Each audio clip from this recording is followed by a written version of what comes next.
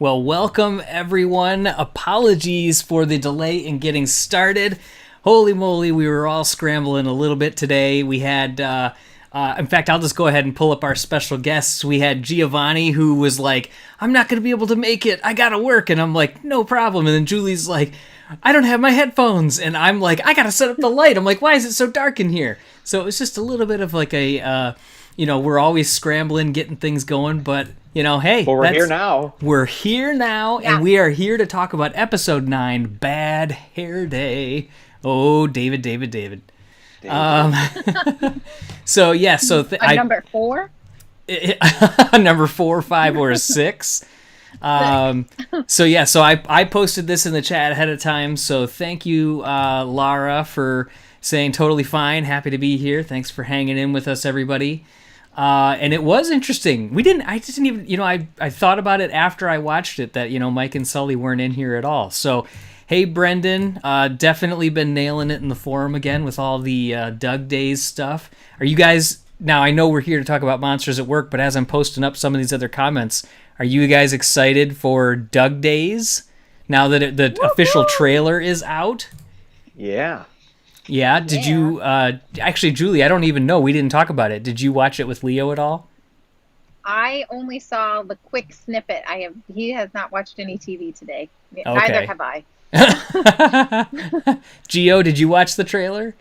Yeah, it was awesome. Great to see that trio back. It's going to be a really good time. Oh, you guys have no idea. If you guys haven't been to our site, we had an interview with Bob Peterson and Kim Collins, the writer, director, and producer, and Doug Days is stinking hilarious. There's no other way to put it. I told Bob that it feels like a warm heart hug seeing these characters again, and they made changes to them, not just in the rig, but also just in their behaviors. So if you haven't seen it, go to pixarpost.com and check out the write-up. We're going to be having and sharing our video interview with Bob Peterson and Kim Collins as well, which is just this same type of setup again. Now that we've been doing a couple of these and been getting more comfortable with it, it seems to be that some of the PR folks like it as well. So yeah, we're going to be sharing that, but on September 1st after the show comes out, because there's a couple too many spoilers.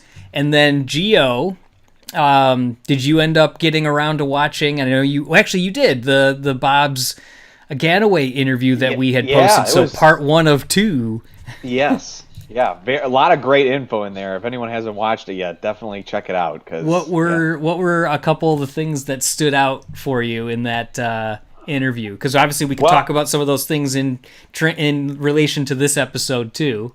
Yeah, I think just the character backstories were huge, because it seems like they really did want to tell their backstories. Just time and telling the overall story of the show, you can't really dive too deep sometimes. So it was really nice to still hear like Fritz's and Val's. So it was a great interview, and it was great to see how Bob's was loving the whole show, how passionate he was. So yeah, it was so much fun. I still can't kind of get over it that we had like that long, an hour and a half to like almost 2 hours to just sit and talk about the show. So I know.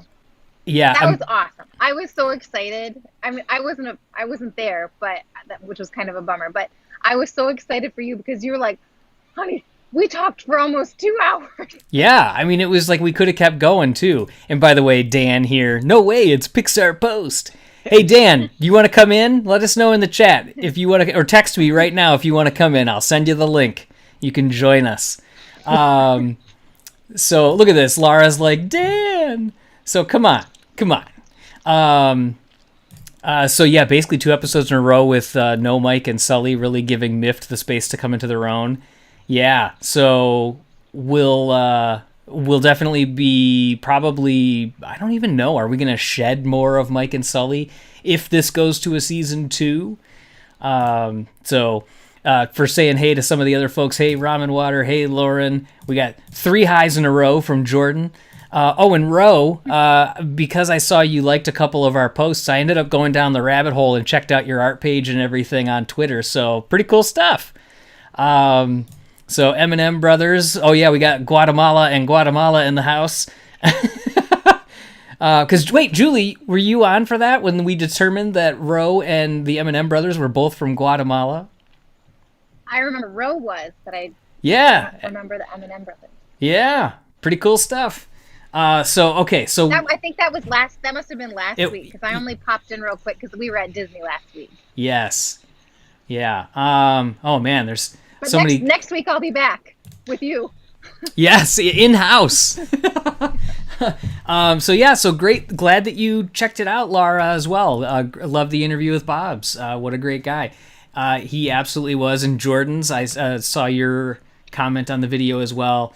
It was so much fun. We'll talk about some of these things as we get into the characters, just I guess as like a little bit of a teaser.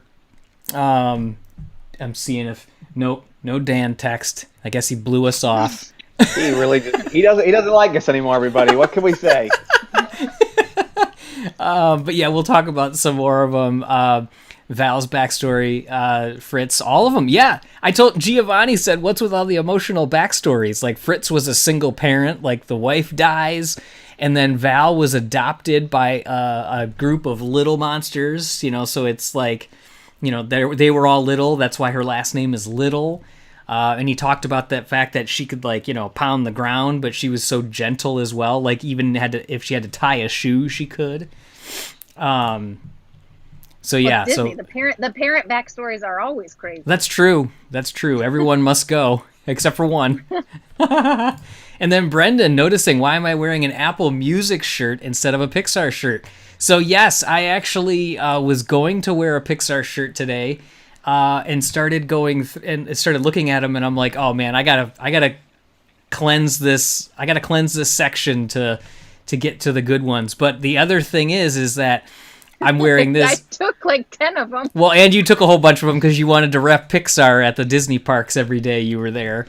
But yes, Apple. My background is that I used to work at a tech store and I sold Apple computers. I love Apple as much as I love Pixar, and I am a big proponent of Apple Music. So yeah, I promote Apple Music just like I promote Pixar out there. Julie knows. You're an early adopter. Yeah, you're an early adopter. Oh yeah, day one on Apple Music when that came out, of course. But most other things. So yeah, oof, I love the backstories. We need some more backstories for Duncan and Cutter. We got a little bit on Cutter. Duncan, we don't know why he's actually the way he is.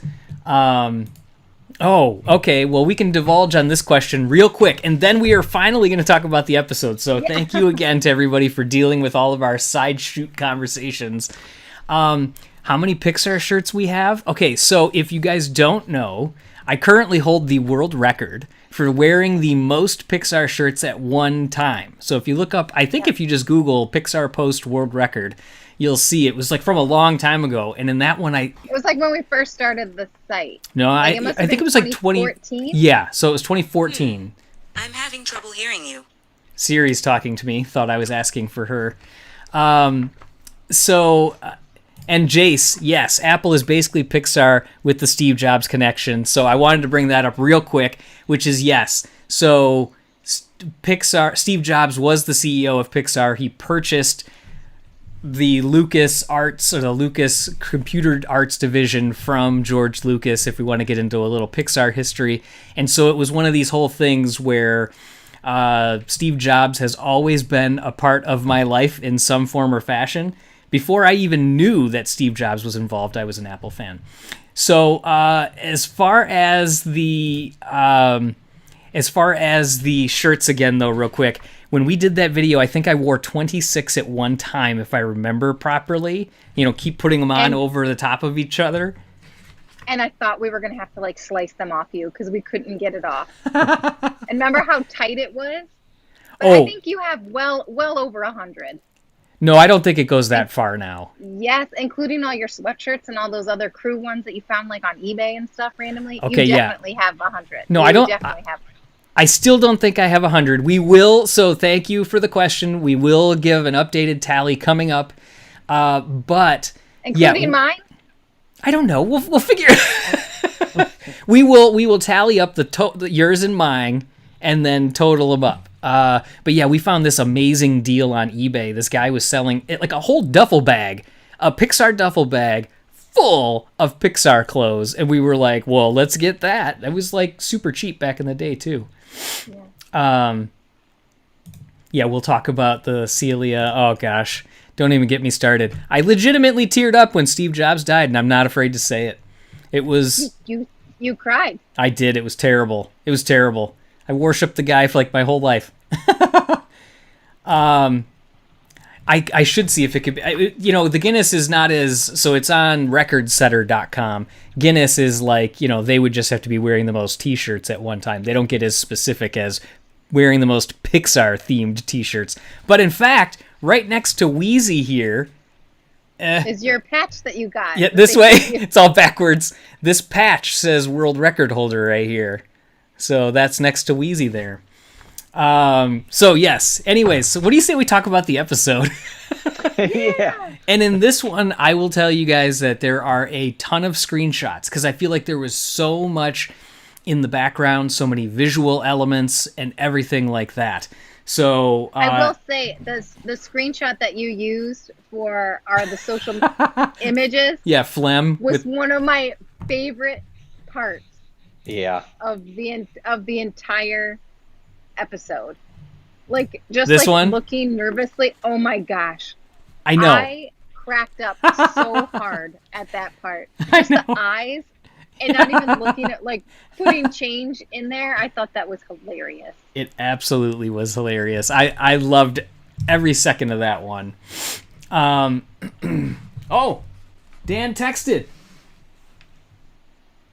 Yeah, let's see what happens. All right, so you guys talk amongst yourself for about 4 seconds here. I'm going to send this over to Dan, and we're going to bring him in. Holy Toledo, I can't believe it. He's like, I don't have anything prepared, but I'll come in. So, Dan, just join via Chrome. Put on some headphones if you don't have them, and we'll bring you in. This is now becoming like the thing. We just bring people in the middle of the show. Julie last week from Disney and everything like that. Oh, and I accidentally almost banned him. There's a button over to the side. Whoopsie. So, okay. So, we talk about one of the things that we learned in every episode. What did we learn in this particular episode? We learned that be like David, be reliable, and be honest. So, this is our lesson for this particular episode. And I honestly thought it was going to go a lot differently than it did. Okay, what direction? How did you think it was going to go?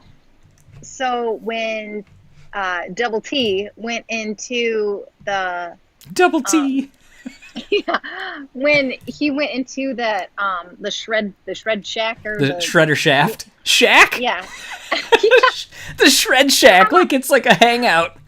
I'm on the beach. Everything's a shack here. Oh, that's true. Yeah, like a beach shack, the sandbar shack, everything.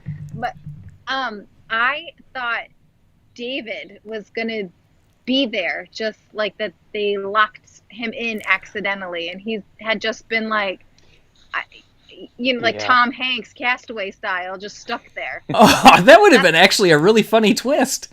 So that's where I thought it was going to go, and I thought his hair, because they kept talking about his hair, was going to be even crazier and longer and shaggier.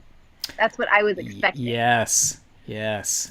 Okay, so Dan is in the green room. Let's see if we can add him over to the side here, and bam! There he is! Hi! Hello! So, Julie, flip your phone. Let's see. Does it go into... Oh, man. I was just going to say, now I'm like one of these people. There you go. Did that work? Nice. Oh, okay. Oh, man. Is that going to be too hard to hold it like this? Oh, man. Nice hand in the photo. Oh, give me a second. Okay, so Dan, did you run and go get a Monsters sweatshirt here? Sure did. Excellent. It's super hot outside, but it was like the quickest Monsters thing I could grab. Yeah. Oh, now I got to move. It's cool in my office, though. It's cool in my office. Well, that's good. I got to move the comments now, or I guess Gio will be like Mike Wazowski here. Look. I don't believe it. I'm on a Pixar post hangout.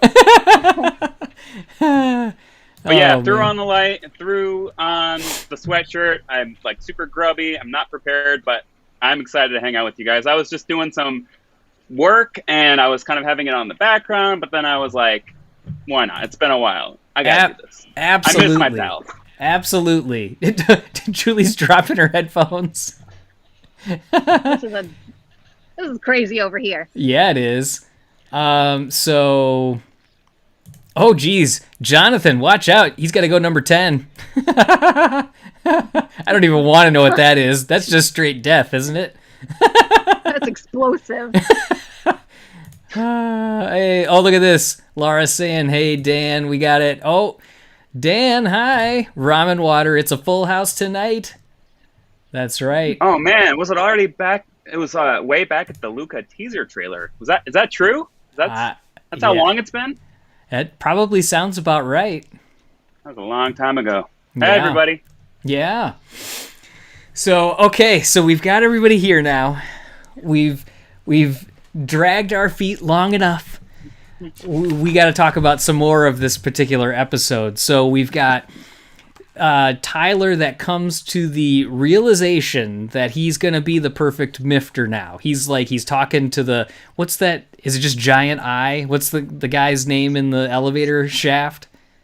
I think they just Big call him Eye. Eye. Yeah. Big Eye. Yeah. Big Eye.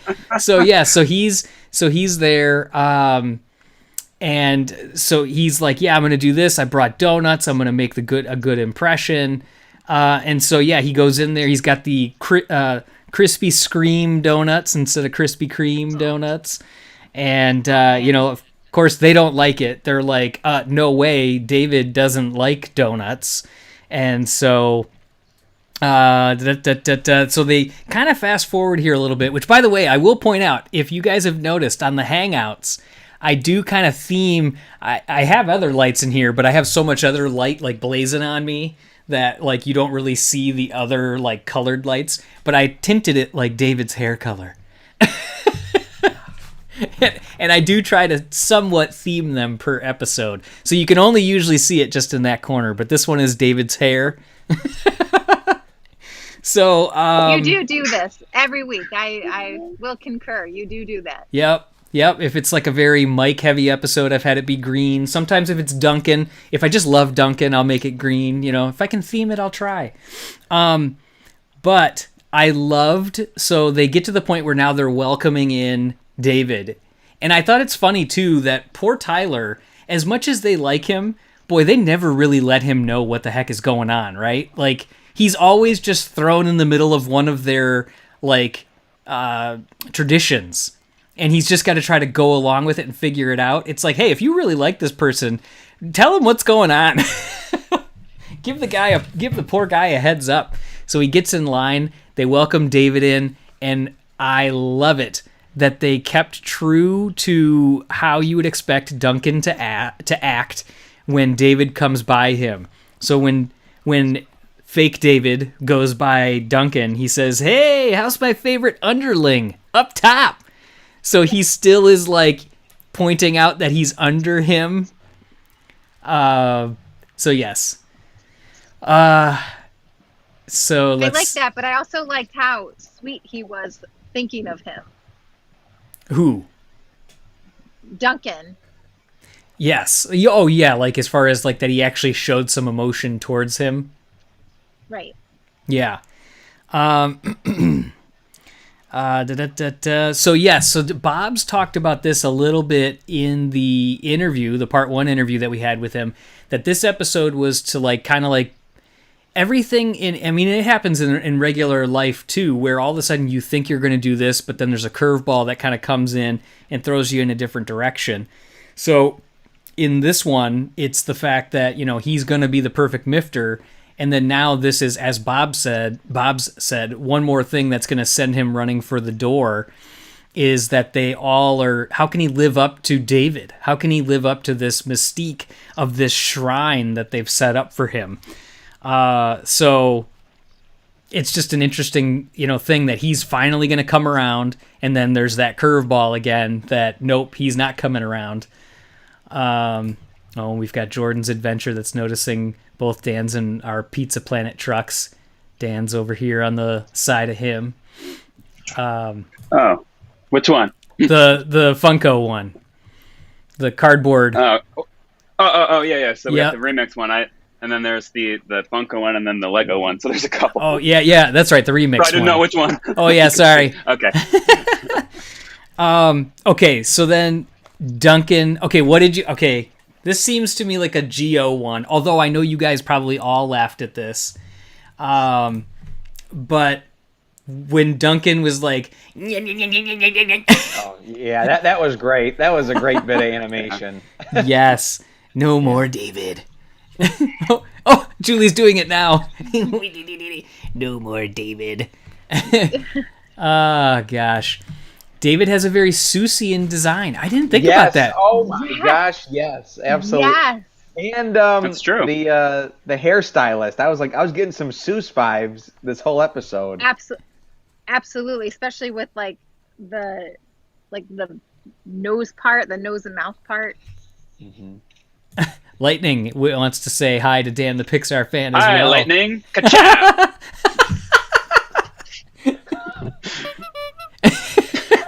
Oh, man.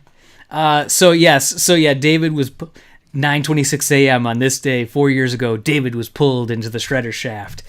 And then so we've got Duncan here doing his... There it is. I was bummed, though, that I didn't see... we talked about it last week, that we couldn't see his nameplate on his desk. I couldn't see that again in this episode. And then I don't recall... I couldn't see the tape either. It didn't look like there was anything written on it.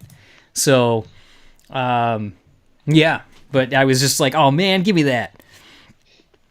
Yeah, the tape has no name. What did you guys think about the part where they're all not going to get haircuts? I thought this whole episode was bizarre. In the best of ways. Like, it was weird stuff.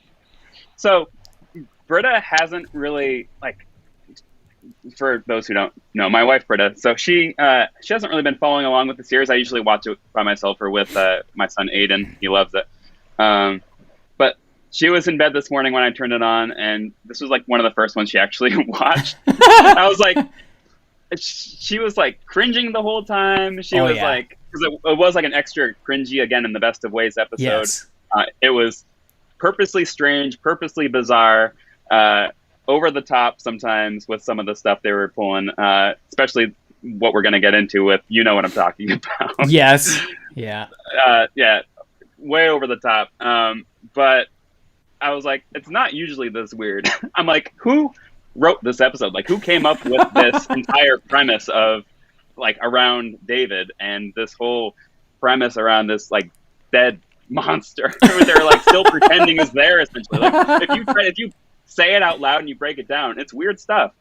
Absolutely. But yes, the hair stuff was, that was funny. Going along with the whole weirdness of it. Now, it was good. I like that it kind of got them, that was the reason that it got them out of, the MIFT headquarters, the MIFT offices. But it's cool because a lot of workplaces have a little, the bigger corporations have a barber shop in them. Absolutely. Yeah, absolutely. So and a bowling alley and yeah. I want to work at a company that has a bowling alley, I'll be honest. But I have worked at a place that had somebody come in and cut hair before, which was interesting. I did not go, though. Yeah. But it was I didn't understand why of everything, to honor him, they're not getting a haircut. I thought that part was just weird, though. I liked it because it got us to see a couple other things. So it got us to weird is the best way you could say it. Yeah, absolutely. So we've got, these, here's a little bit of that pointy nose given that Seussian feel. And then we've got, a pollution shortage, Trollgate, we've seen that with cavity enhancing formula before. This one with... Fun to see the glob back, too. Oh, yes, the Glob magazine. Yeah, so we've got Slime instead of Time magazine. And this one says the monster's resurgence, and then the ad is for, instead of Sprite, Spite, which is lemon slime flavored, and it refreshes as it alienates. And then the hair products are Farte. But so which screenshot was I think it's further down. Yeah. So the other thing that we really get to see here, besides this like super cool barber pole, is... Yeah, that's cool. Like the dripping. With the slime. Yeah. Yeah. Yeah, I wonder how they decided... I mean, I guess it all makes sense because it's themed here, but, a barber pole is typically red, white, blue, or just the red, white. I wonder how they came up with the purple and green. Obviously, it goes with this room. But the thing that I took away from this more than kind of anything else was the fact that this is the first time that we're not seeing kind of like temporary posters, or at least you guys keep me honest. Am I remembering this incorrectly? But I'm seeing like permanent posters that are showing about laughing. So let your child open the door to your heart. Care, don't scare. And then on the other side, you've got Monsters, Inc. We run on fun. And so I thought that was interesting that it was not just showing, old scare posters or temporary stuff up on the wall. Right, so, with like decals or something over top of it. Yeah, like it feels like the transition is continuing throughout this episode. Mm-hmm. Yeah, I felt the transition, I mean, in the time frame of the show, I think, or like within the universe, I think we're a little bit over a month into Tylor's journey there. Because with the Yeti episode, he said about a month ago, as far as when Mike and Sully were in Yeti's cave. So I think we're a little bit over a month now. Yeah. So I feel like, things are transitioning pretty quick. One of the questions I had, like in the very first episode or the first two episodes, whenever which one was it when Tylor makes the scream can go off and like kind of destroys the room? Was that first or second? I think that one is that's the cover up. So that is number 5. Oh, maybe it was before that though. It was like the second episode when Cutter like walks around the scream canister in that kind of funny crab-like way, and she's like, "Oh, time for lunch." Yeah. That's the part I'm talking about. When the scream can, I thought it was before when I thought it was when he destroys the room, but I'm thinking of a different part. So it was the first or second episode, and the scream can goes off. It breaks in front of Cutter, and the scream can actually says "laugh canister" already. Yes, but there was a screaming in it. So was that a misfire on the design standpoint, or did they really? I don't know. You know what I'm trying to say. Yes. So is that a mistake?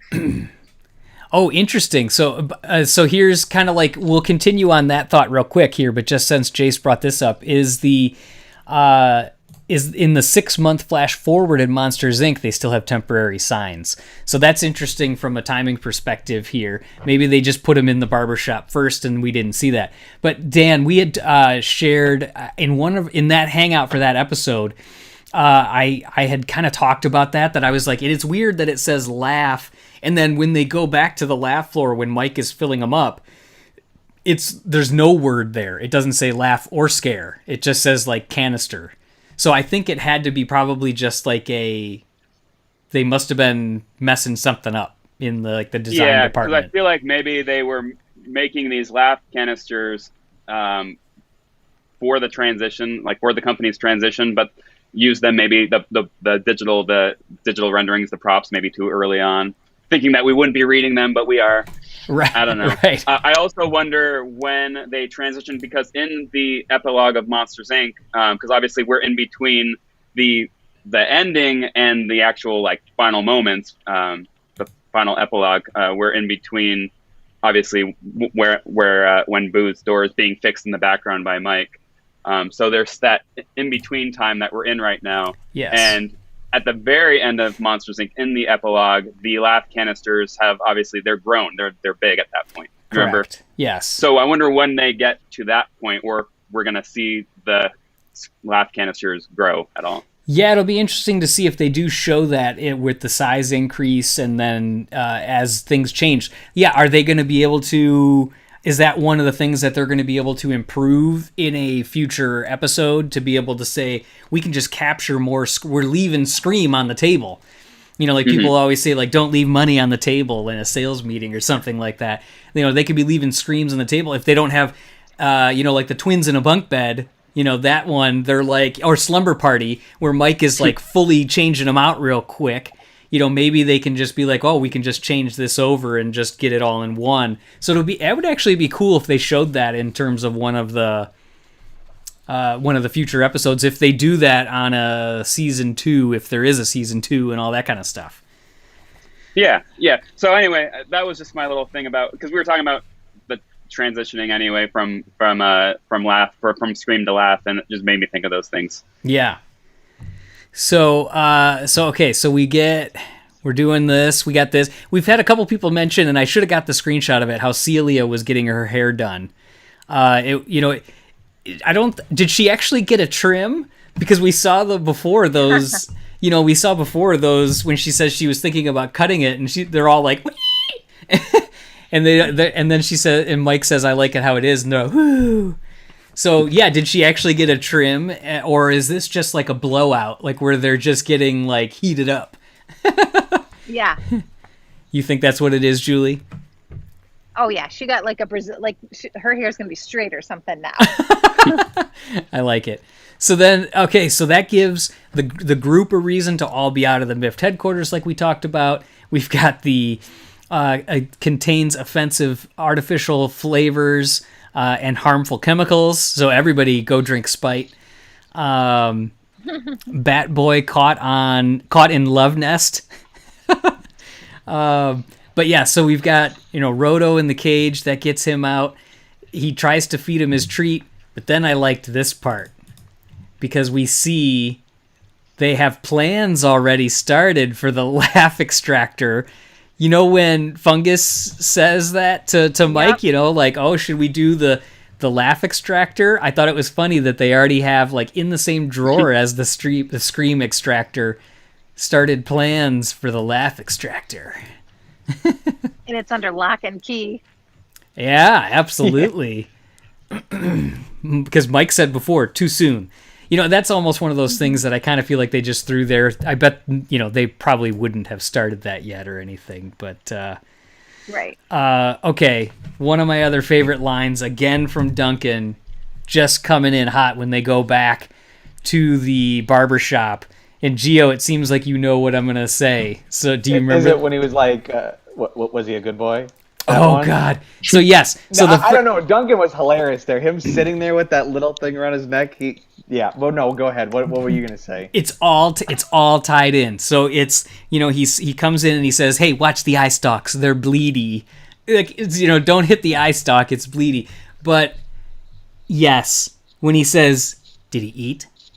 Was he a good boy? Seriously, Lucas Neff needs to get... I mean, I love Cutter. Don't get me wrong. I feel like so much of Cutter, though, Alana Ubach is doing amazing. Her lines are delivered perfectly. But and to me, some of that is the great way that Bob's Ganaway, Michelle, the other writers are writing these episodes for her lines. Mm-hmm. If you just have the lines written on paper, did he eat? Was he a good boy? That is not an easy line to deliver. And he delivers it so stinking hilariously. Was he a good boy?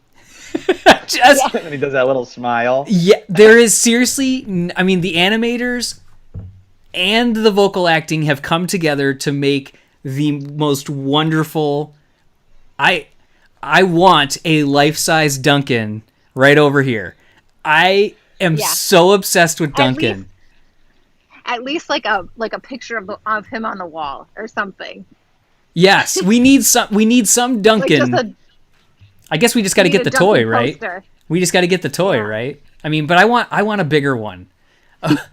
A poster, like they're going to have like wall posters of Duncan available. Just Duncan. You know what's funny is that like when he talks and he's all, devious and he talks the way he does. I try to picture what Lucas's Arlo would have been in The Good Dinosaur. I think about this all the time. I just don't get how it could have worked. Now, It must have been so different. Like, how was he playing? I wonder, did he ever record anything for that? He had to Or was have. he only cast? He had to have done probably, I would guess, some scratch. At least scratch. So I would love to see what that voice would have, because I can't pick, because I only know his voice. I don't really know the actor very well. I haven't really seen him in anything. So right now, I only know his voice is Duncan, and I'm trying to picture him Correct. like a cutesy dinosaur character, and I can't. I agree. I think it's one of these things where it's like, how, but again, with the original Good Dinosaur, he was a little older. He was older, yeah. Yeah, they but brought still. him. They brought him down. But by the way, Dot the movie is saying it's me. Apparently, like Mario. Hi, Dot. Yeah, she said, "Hey Dan, it's a me, Mario." Yeah, and so Joe, yes, this episode had a lot of Duncan highlights. It really, like, I don't. Lucas Neff is so good. You're right. I don't know him as an actor more broadly, but I wonder, did he kind of lean into this role of being like the deceivious little monster? Like, yes, of course. Like, oh, I'm sure. Is he just acting like that, or is that kind of like when he gets into like the mode, what he would be like?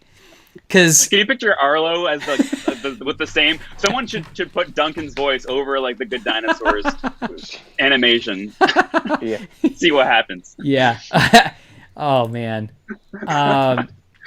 So you guys were at this D23. His Good Dinosaur performance was animated. I remember seeing a clip from his version of the movie at D23.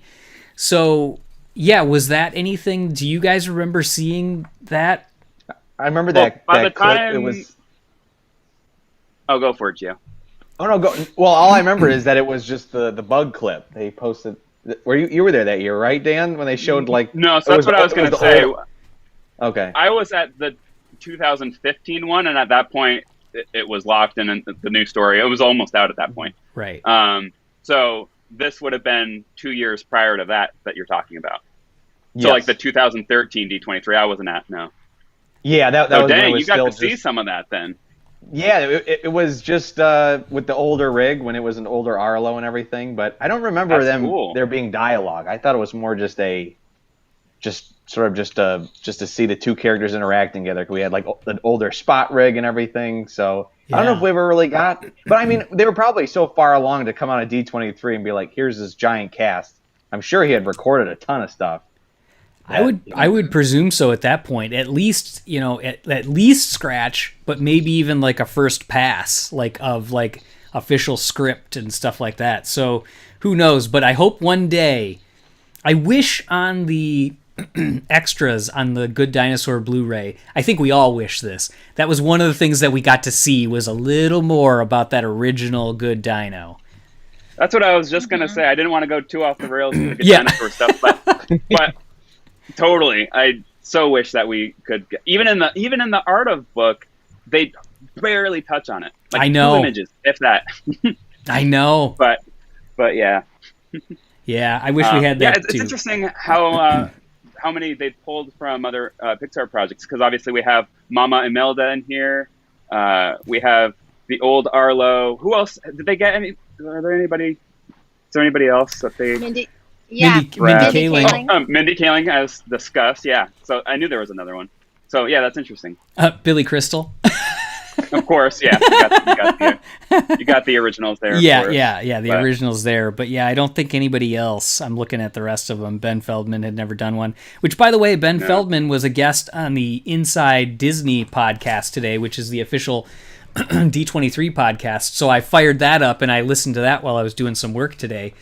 See, he's another one I'm not familiar with in other projects. Does he kind of sound like he does? Well, Julie watched. Absolutely. So Julie watched him in Superstore. So yeah, what did you? And then we also watched him a lot in Silicon Valley. Silicon Valley. So in Silicon He's very Valley, different from Silicon Valley. yeah, he's a very cocky lawyer in Silicon Valley, but in Superstore he's like that, right? He's the fish out of water.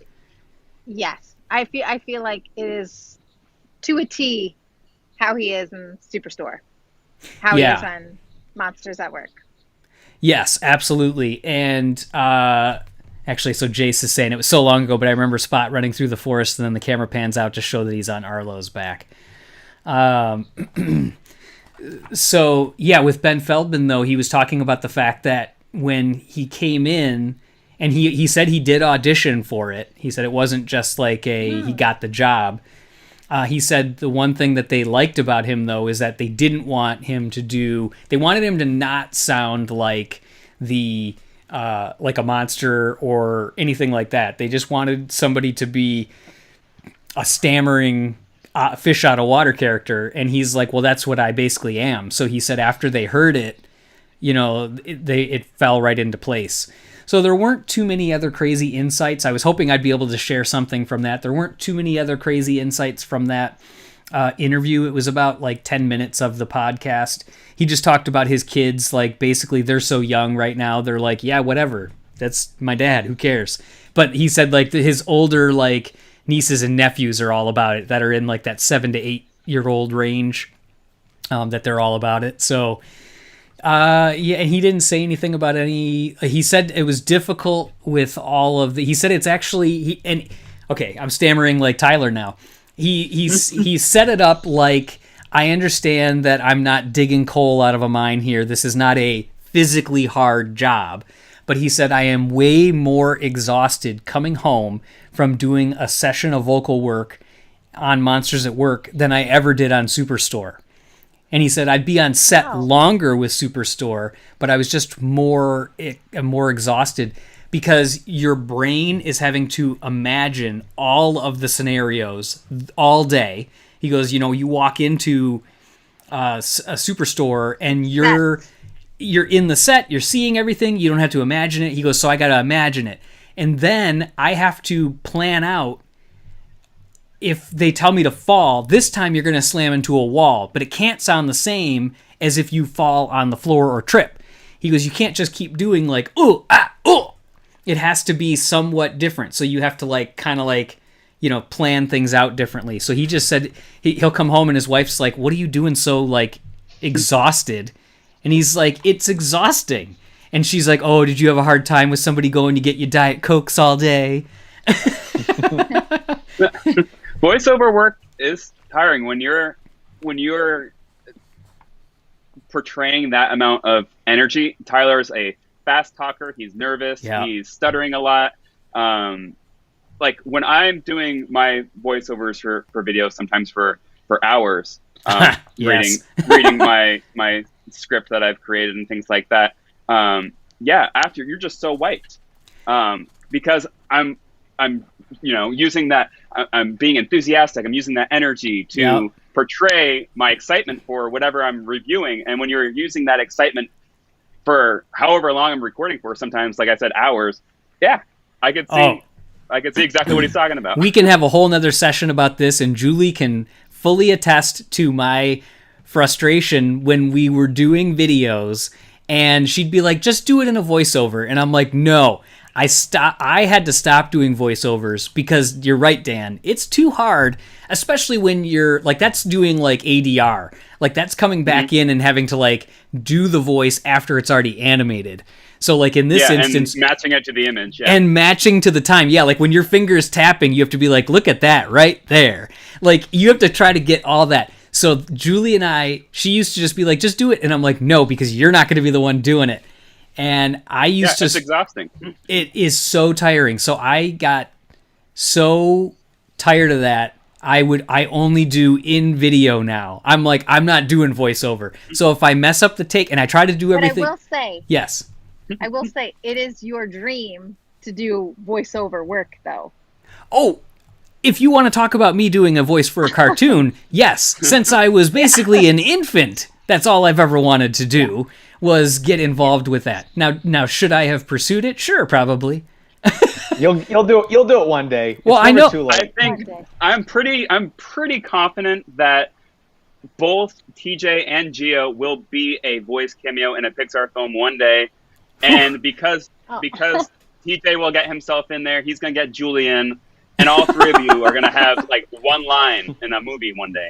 You're just At Pixar. excluding yourself? Yeah, because Gio's an animator and he's gonna work at Pixar one day. He's gonna help get you in as a buddy, and you're married to Julie. So I mean, I guess I'm a friend too. So I guess you could get me in too if you want. But specifically, you guys, I guarantee it. Guarantee it. Yeah, so that's my whole thing. That's why I'm riding Giovanni's coattails. I got to get him in there so that way I can. I'm doing all the hard work just for TJ. Your whole life is to satisfy me, to get me one vocal role. That's even just one line. That's it. You got to work your whole life for me to get one word.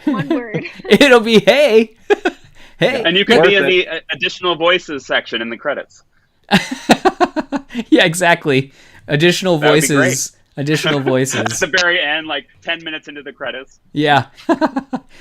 If it's too hard, I guess if Pixar ever reaches out for, you'll say no. Yeah, no, definitely not. Diane. Hi, Dan. Yes, you're my Pixar fan. To answer the questions in the comments, yes, I can read it. I'm reading all of them. So hi to everybody who's saying hi. And now I know this is a hot take, but TJ's going to be in Cars 9. Hey, or the series. That's sooner. That's right. Hey, like I said, I also think that there should be, if we get a season 2 of Monsters at Work and there's another TJ Clausen, I think I got to go for that one. I'll be like, where do I have to sign up for that one? I know. Now you have a TJ in the Monsters world and in the Cars world. I know. TJ Hummer. Except I don't want to be that much of like oh man, I got dirt in my ribs. The whiny one. Yeah, I know. Whatever. That's okay. At least I could talk to Sarge. So, okay. So then let's go back here. So we've got him. We've got Roto that eats it. I should have got the one with his eye open. Well, I guess you could see it here. I wonder, this has to be Archie the Scarepig's eye, right? It's very similar. Yeah. If we pulled it up, I'm sure we could. Based on memory, I can't tell. I should have looked it up. But okay, so then yes, we get to this part where he's like, "I'm gonna solve it by getting the closest." Weird. It's so funny. It was so weird. Britta was like hiding her face. Oh, I love it. Yes, I think this was funny. Tyler's best episode. I think so too. I agree. Yeah, I think he was. Just going off what you said about Ben's interview and whatnot. I think performance-wise, I think this cracking up a lot at Tyler this whole way through. Yes. And this scene right here, I think was the best. And how did he even think he was going to get away with that? It's so funny. Ben was cast even clear back to the original design, right? Ooh, I vaguely remember. Yes, when he was like the yellow. He was in the cast. Yeah. I vaguely remember him being part of the cast even clear back when that image dropped. Am I right? I think it's interesting trying to picture his voice coming out of that character as well. Yeah, correct. Yeah. So okay. Have they announced that they're doing a season? I mean, they better be doing a season 2. I sure hope so. I don't think they can wrap everything up in the next 3 episodes. The next one episode. To tell you guys. The next one's the one more. Yeah, the next one's the finale. Oh, Julie, then they better. I know. So I wanted to tell you guys something. So when Leo and I were at Disney last week, we were in line waiting to get into the Monsters Inc. laugh floor, which now has an Monsters University overlay now, and kind of a MU. Wait, Monsters University or Monsters at Work? No, it has a Monsters University, but I'm getting a Monsters. Oh, okay. So Gotcha. I'm waiting in line, and then you know how like the video stuff plays, and then they show Roz. Well, this family next to me starts saying, "Hey, is that Roz or is that Rose?" And they kind of laughed, and I turned to them and I said, "Wait, you know who Rose is?" Nice. And they're like, "Oh yeah." And so it was a mom, a dad, and 2 teenagers, like an 18-year-old senior and like a 16-year-old. And they're like, "Oh, we watch it every week as a family." And so we started talking about it, but I was like so excited. Wow. So we were talking about it, and you know they were saying like who their favorite. The boy who was 18, he liked Tylor, He kind of seemed like kind of quiet. He said it was his favorite. And then the girl, gosh, who the girl say she liked? I think the girl said she liked Val. Yeah. Yeah, but yeah, I was so excited to the boy definitely, because he was talkative the most. But it was really cool. That's cool. I meant to tell you that. Yeah, you didn't even tell me this. What the heck? It's only a matter of time before we start seeing a Monsters at Work overlay or characters show up in the queue at the last floor there in the Magic Kingdom, because it's perfect. It's primed for it. I mean, not only just from a familiar character standpoint, but to market the show. The story-wise, yeah. Like, the last floor was essentially the only sequel we had to Monsters, Inc. before. Like, going to the show, that was it. Right. And so it perfectly it goes hand in hand with what the show's doing. So it's got to be coming. Yeah, I'm really hoping that with the season 2 that maybe merch shows up, like shirts, because I'll tell you what, there's probably 10 different shirts that talk about Disney snacks. Like in the park. Yeah. But like I was like, you can't have like a Monsters at Work shirt, just one. It is surprising that they didn't have that with as much as they promote. But I think it's honestly, there's so much promotion right now with all these Disney Plus shows. Not only the Marvel universe, but all the Star Wars programs, the Pixar stuff, the Disney stuff. There's a lot of Loki stuff. Really? Yeah. Yeah. Well, I guess that makes a ton of up stuff. I've never seen so much up stuff. Really? I wonder why. Yeah. Have you seen Monsters at Work stuff in the parks at all, or it's not represented at all? Yeah, that's what she's saying. It's not there. Nothing, right? Nothing. Because obviously there's the Mattel line of toys, but other than that, I'm so surprised the Disney store didn't do a line of plush, of other toys, of shirts like you're talking about. Oh, like, bring me a Duncan plush. We need the plush. The Monsters world and the franchise is so popular, and the show, I don't know like how well the show is doing or how many people are watching it, but it seems like this would have been a huge opportunity for more merchandise. Yeah, I think it probably is just a matter of they've got so many shows that they're pumping out on Disney Plus that they probably don't, like, where do they put it all? As far as all these different things. I guess I will say this too, is that they said that like all the merchandise is running really low, and they have not a ton. Like, I think Magic Kingdom had 2 or 3 stores that weren't open, but Hollywood Studios had like 4 or 5 stores that were closed. Like retail stores. Still, huh? In the parks. Yeah. So maybe that's why that. It's funny too. There was an article. I'm trying to think where it was. I think it was Time magazine that talked about the fact of they followed the journey of this plush giraffe.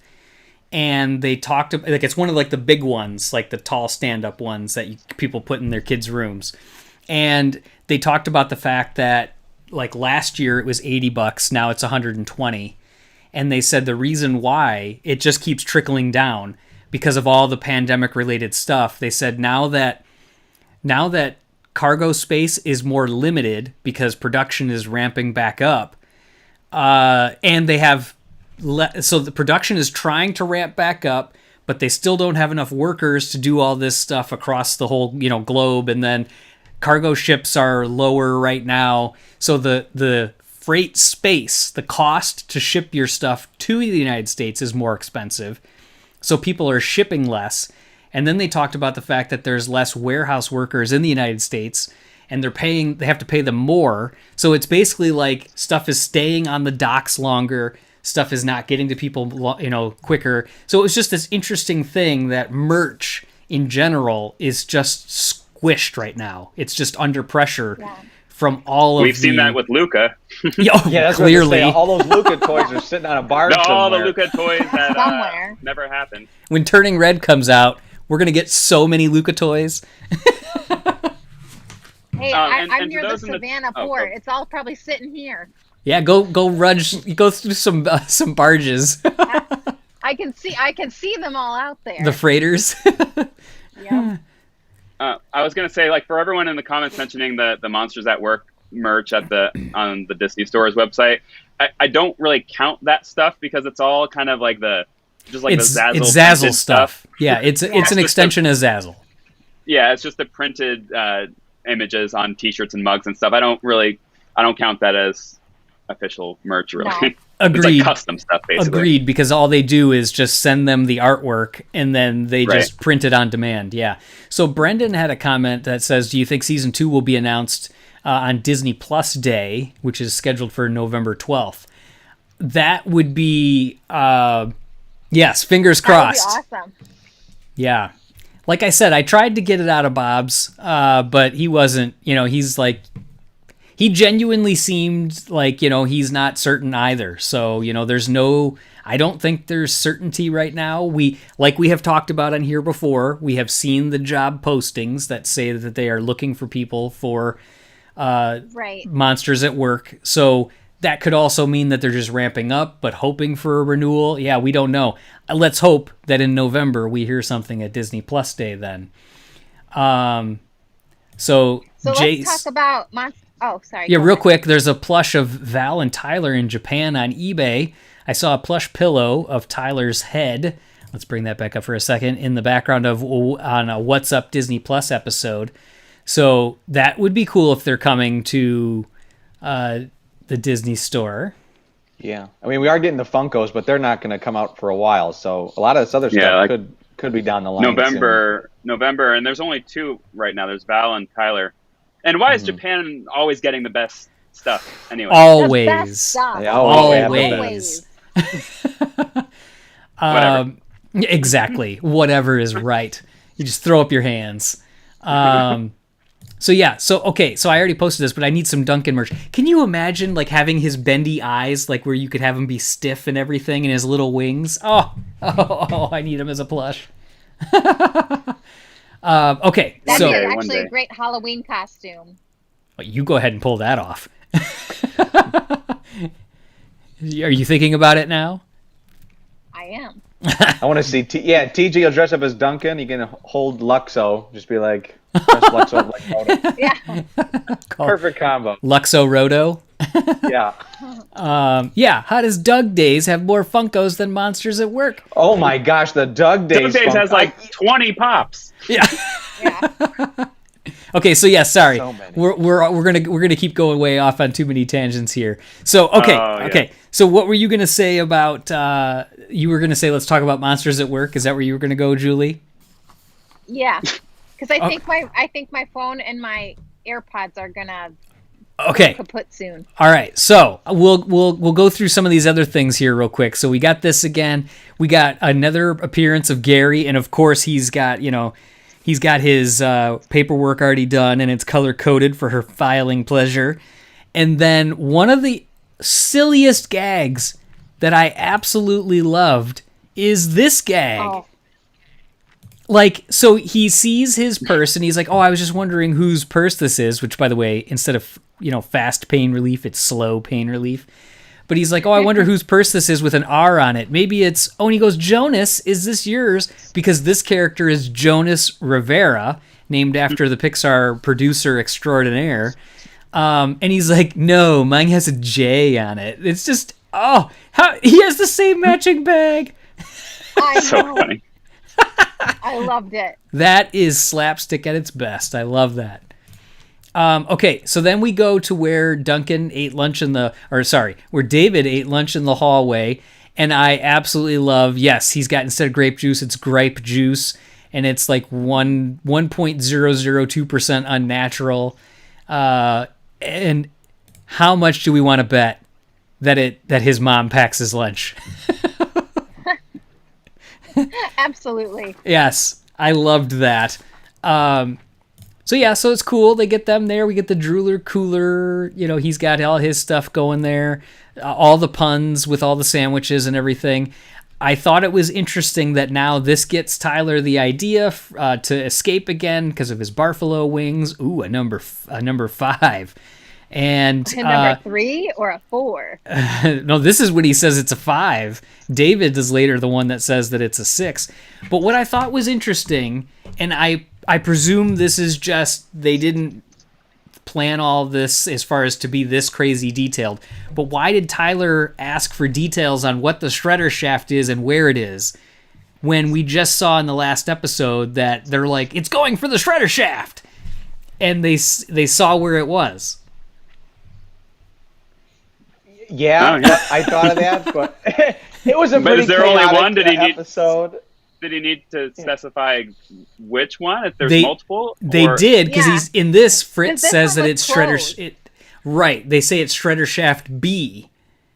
And oh my gosh. Maybe he didn't see that shaft then. Correct. I just thought it was interesting, though, that I love that they gave us the explanation, because it's more wonderful Duncan vocal acting when he's like, they take off the door frame. And it's like, he's like all like loving the destruction of the door. Jonas Rivera is not in Monsters, Inc. It's Josh Rivera? Is it really? Is it related to Josh Rivera, not Jonas Rivera? Or is that can somebody give me a double confirmation on that it was Josh Rivera? Because now that you're saying that, I bet it is. Oh, man. Uh-oh. Let me see. All right. So we've got... I know what you were going to say. You were going to say you love that, how they come in on that, like, skyway thing. It is Josh Rivera. I see it on his scare card. Thank you for the correction. You get a quiet glockenspiel. That one got past me too. I was with you, TJ. I totally blanked on that one. Yes. So thank you, Dot. And she's like, yes. Okay. So coming in hot. Yes, it's Josh. I know that's not how you're saying it. It's fine.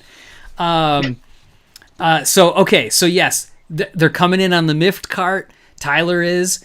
That music is now my favorite music from the entire series. So it goes to this very eerie, kind of like, it sounded to me like it was very Danny Elfman, like Batman. Like he's like going through like, it's just, I loved it. So if you want to listen to that again, and then it goes the other direction though, when he starts getting knocked down by everything and his horn hits the thing and activates the shaft.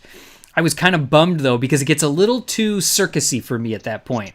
But the before that, wonderful lighting, wonderful direction. We still had the dust that I wanted to see moving more in the air, but again, I'll let it slide. But Julie knows my obsession with dust. I do.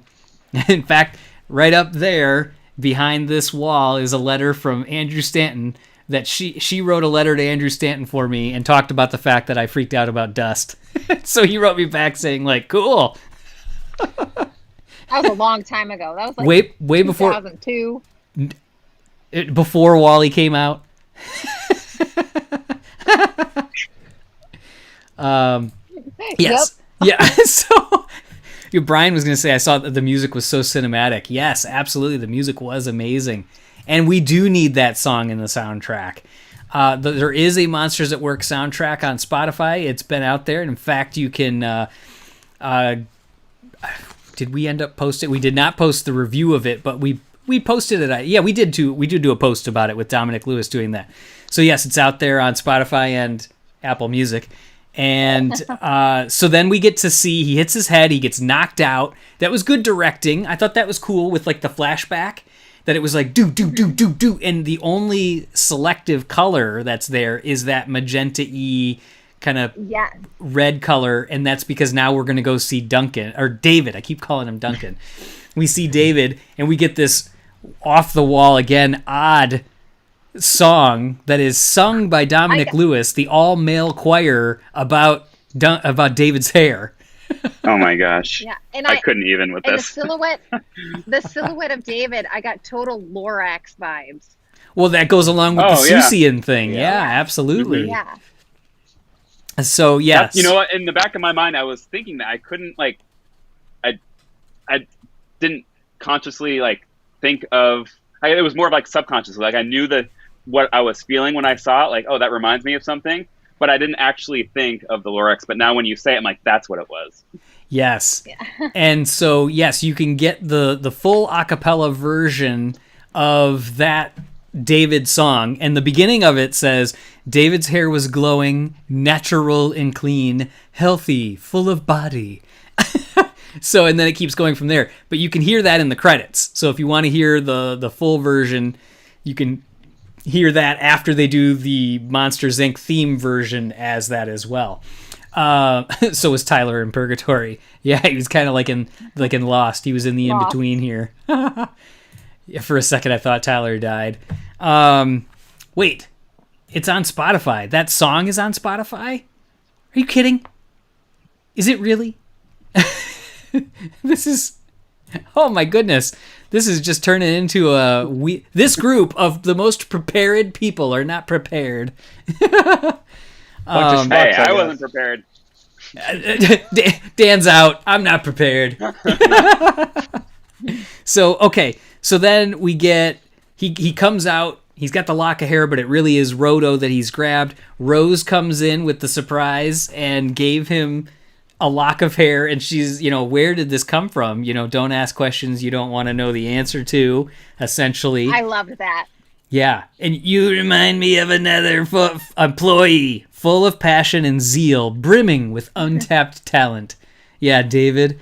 Me! So what can I say? I'm a people pleaser.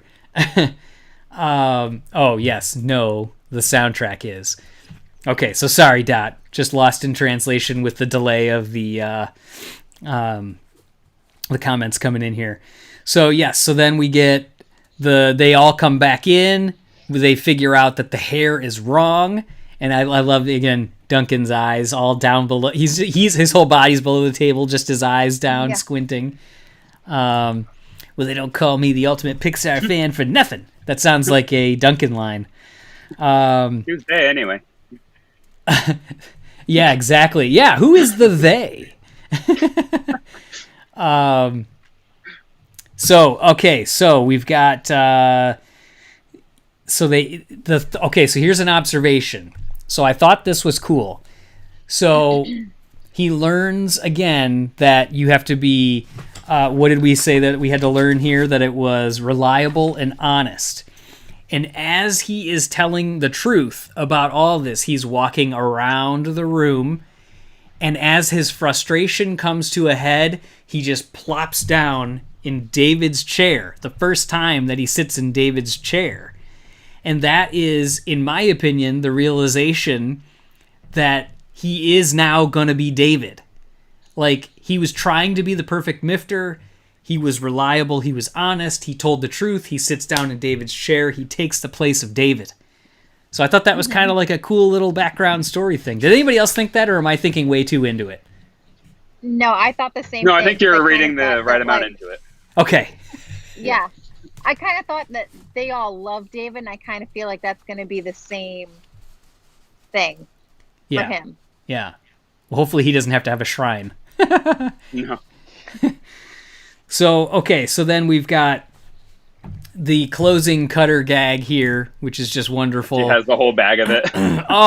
207 pounds of Bill's quality peat moss, the superior brand.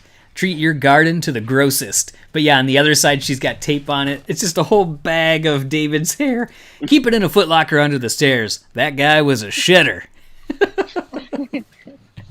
So weird. It's so awesome. Oh, I know. She's got the best lines. I know. I love Cutter. She's so good. Again, there are a lot of great characters, but okay. They're so all so good. Yes. So improvisation is Mike's comedy class, and I'm going to save for the finale one observation, which will also be revealed in part 2 of the Bob's Ganaway interview that he points out that we have not noticed in any episode.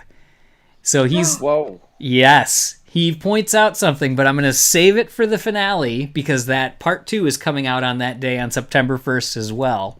And it's something in this Mike's comedy class that we have not noticed? It's something related to Mike's comedy class that we have never noticed. At least I haven't. So, but it's in every one. So he's like, you guys missed it so far, so it's good. Well, now everyone in the comments and in the chat, they're all going to be looking. You know it. I know, and now they'll probably find it ahead of time. I shouldn't have said anything, but yeah, I was like, "Are you kidding?" I feel like I told him I feel like I failed him. So, I'm gonna figure this out.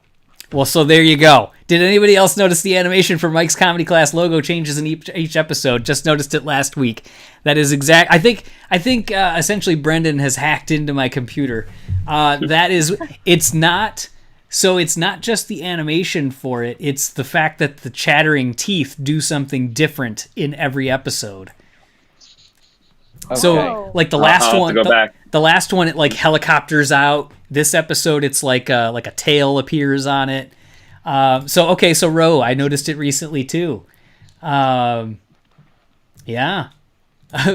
Please tell me. So that's what it is. And you talking about the giraffe reminded me of Toys R Us. Oh, don't remind us. Aww. Don't remind us. Even though, hey, Geo, next time you're enough to Canada. Yep, next time you're in town, Geo, let's do another Toys R Us run. We'll take Ashley. Sounds great. Yeah, get my double-decker fish fillet. That's right. That's right. We're still not allowed to go to Canada yet. Oh, that's right. We have to wait till all this is over. I don't want to talk about Once it. Canada opens up, I know. This pandemic has ruined Toys R Us for me too. Yeah, now they're going to be can't go to open in Canada. Macy's or something. Oh, are they? Yes, I just read about for the holiday season. Yeah. They're opening Toys R Us. But they tried to reboot Toys R Us last year, and with those new versions, and that flopped. So we'll see if this Macy's thing works. They're basically doing like the Disney stores and Target, only it's Toys R Us and Macy's. Right. Well, good. Good. And they're doing more. There's like 100 more Targets getting Disney stores. Yeah, that too. So yeah. Yeah, and Laura, I remember you saying you live close to a Toys R Us too, so stop rubbing it in. And she said, I've been noticing it from the start. Well, okay. I guess, again, this group, not prepared. This group has let down Bob's, personally. Well, we let down Bob's, we let down the chat. All right, everybody, we're signing off. We're done it. with these chats. No episode 10 review. Nope. So sorry, Julie, go ahead.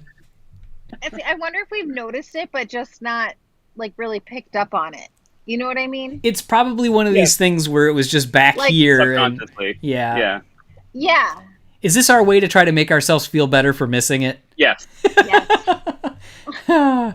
Oh, man. I'll be We honest. need to be the ultimate Pixar fans. We're obviously not. That's true. And so Laura, being in Canada, yes, you guys still have Target. Oh, yeah. You are right, and Yes, you we guys, boy, oh boy, I don't understand what it was with Canadians that they didn't like Target, but whatever. That's, yeah. So, okay, so I think that's it. We've got the final theme that comes in the music in the form of, this is the first time that we've ever heard lyrics put to the ending, ba-da-da-da-da. So The Heavenly Choir. Yes, the Heavenly Choir. So is it an Easter egg? Yes, Bob's considered that an Easter egg. That Geefwee Beto, who did the opening title credits in Monsters, Inc. and did the paper cut art for this one, because that's all the paper cut art when all that stuff is going, he said it was his idea to do a different version of it each time. This pandemic. Yeah, exactly. Yes, I know you're quoting me on that, but that is true. So we've got the male choir here, the Heavenly Choir. Were you going to say anything else about it, Dan, or just another weird call out? No, just weird. But great. And then the final line in this one was Cutter coming in with Davey. Woo! Davey. Davalicious. I love you, man. That had to have been improv, right? Well, I would presume so, because that is Bob's said that like so many of her lines are just total ad lib because she's just running with it the whole time. So I just have a feeling that the whole David. I feel like just that alone was probably a her thing. It sounds like it. It seems like it could be. Absolutely. It's so funny today too. I love how it comes back. Yes. it's so, I've talked about this a million times on here already, but I happened to be eating dinner. As I was eating dinner tonight, I was put on It's Always Sunny in Philadelphia, and I just kind of scrolled through and hit play, and it was the episode that she's in. And it just is so, God, she's a prostitute, and she's just awful in that episode. You just can't even like imagine how crass and horrible they make her. And she's just so many different voices and characters. She's hilarious. She's a chameleon. She's a chameleon. I was going to say, you guys said that in one of the last episodes that you guys or did here and called her a chameleon, and I couldn't agree more. Yeah, absolutely. She totally camouflaged. She disappears in her roles for sure. Oh yeah, there's no way that you would think this is Mama Imelda. Never. And that was such like a serious, more serious role too. Yeah. I mean, she wasn't an inherently funny character. Right. Yeah. So, because originally she was designed, as we know, to be focused on safety. So, she was supposed to be the one that was like kind of like watching out for everything and being extra careful, and it turned into this whole thing where she's like the safety menace. Yeah. So I was rewatching the entire series earlier today, and before I forget to mention this, I noticed for the first time the bat for the piñata in episode 2 is a Creepies, the baseball team, baseball bat with the 3 sticks.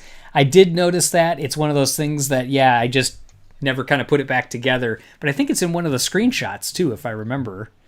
But yeah, that I love the fact that they have the 3 baseball bats. And Gio, I gave you a hint in part 2 of what's coming in the Bob's interview when we talked until like 3 a.m. last week. That we're going to talk a little bit about yeah, exactly, on these hangouts. It gets brutal sometimes after we hang up. But not brutal in a bad way, but just brutal like you can't even believe how many hours. Like at one point I'm like, Gio, have we been talking for 4 hours? Yep, and I waited to eat dinner. Oh. And I was like, just having a great time. Until 4 a.m.? Well, it was like 3 a.m. Was it like 2 a.m., 3 a.m.? Your time, yeah. Yeah, it was super late. Ashley had brought him home Chick-fil-A, and I felt so bad. I'm like, eat! You're just talking to me. It's not like you can't eat in front of me. But he's like, well, I was going to go prepare a salad with it and all this other stuff. I love you, Gio. It's good. He's so polite. Hey, Gio, you could be your persona could be a personality in the show, and everyone would love it. 100%. You should be monsterfied. 100%. Thank you, pal. You would be an awesome MIFTer. Yes. Yeah, you would be. I'd love to be part of MIFT. What a great crew to be. Yes. Oh, I have said it since I started seeing Gio's work. I'm like, not only do we need to get him, you're already doing movies. You're doing that. But when I saw your original animation work, I was like, this is some great stuff. Then I've seen other stuff you've been working on over the years. And your voice, you can absolutely do a character better than any one of us. And I need to hear that too. Thanks, pal. Yeah. Yeah. It's true. True. Like I said, he's going to be doing it. That. See, I don't even know if this is in relation to this comment, but we'll put it in there. Totally. Totally. Thank you, my friends. Yeah. So do we have anything else that we need to talk about for this episode? We've gone longer than we usually do an hour. This is an hour and 25, or an hour and like 15 minutes because we were late coming in. That's my fault. I'm sorry. No. You weren't even here. I always add too much time. No, not in the least. Not in the least. There was a couple times during this that I was like, Julie, Gio, you want to chime up? So you saved me a couple times, Dan. Oh, great. Dan shows up in episode 9, and here he is, the savior. Just like David. Danalicious. I was talking. I'll open the gates for you, Gio. When you get up to the pearly gates, I'll open them for you. It wouldn't I'll be back next week. I'll talk more. Okay, sorry. I feel like I'm on a delay. You are slightly because of not only the Bluetooth, which adds a delay, a very slight delay, but then you got a Wi-Fi, or are you even on Wi-Fi, or you cell signal outside? Oh, no. I'm all cell signal outside. Yeah, cell signal outside to get Julie gets a huge pass. It's distracting being in that format when everyone else is kind of sitting at computers. I get it, Julie. Yes. So so what we're saying is that Geo has no excuse, but we can start hashtag Geo and MIFT. Wow. Thanks. Geo Get and it Mift. trending on Geo Twitter, and Brian. Let's get it. So yes. So Dan's appearance was amazing. Boy, oh boy, did anybody like the other three of us? Jeez, forget it, Yeah. Dan. It's just me God. now, people. No, I can't. I love it. We all razz each other the whole time, and the comments are coming in here as well. No, they're coming in hot and fast this whole time. That's right. So in episode 10, is it 2 parts? No, I don't think it's 2 parts. I think it's just 1 as well. So again, just to reiterate, next week, and then we'll talk Doug Days when we're going to do that as well real quick as far as when we're going to discuss that. But episode 10, it's Laughter Thereafter. Tylor achieves his dream of being promoted to a jokester, but he feels torn on leaving MIFT. Meanwhile, laugh power is threatened when Mike and Sully are given an ultimatum: generate more power or be shut down. So, Dun, dun. yeah, exactly. It's gotta resume in season 2. Come on. Come Well, on. so again, we don't know. I hope it's a cliffhanger. I know we don't know, but I mean, it needs to. It We absolutely. love these characters now at this point. I mean, we need to see them again. Yes, absolutely. So I think there's things that they could do to grow the characters a little more. So Tylor, I feel like he would probably in next season, if he stays with MIFT, if he makes this decision, like, no, I'm going to do this now, maybe he doesn't stammer as much. Maybe he's not as awkward. He probably wouldn't be bumping his horns as much. So we could see some of these things. Oh yeah, that's right. I mentioned it last week that to mute your TV if I was going to read that. I said it in one of the comments in one of the hangouts here when I wasn't part of the video, but I was just in the chat. And you guys shut me down for it in the chat, but I still would love if eventually the series led up to a little side story in an episode of maybe MIFT helping Mike with the door repair and kind of leading into the true epilogue of Monsters Inc. Not bringing in Boo or that kind of storyline to where she appears or they go off with that whole thing. But I just want something involved because we know what's going on in the background right now is that Mike is either at this point working on the door or will be working on the door. So I would love if somehow we get MIFT brought into that a little bit. Yeah, I mean, if anyone's going to help him fix the door, it's the MIFT crew who... Well, exactly. Makes so much sense story-wise. But what did Duncan say that the shreds get thrown into like the fan of infinity or something like that? Yeah. The depth of infinity or something. Yeah, but that's they didn't. the They shredded it in just one of the mobile. That's shredders. true. Yeah.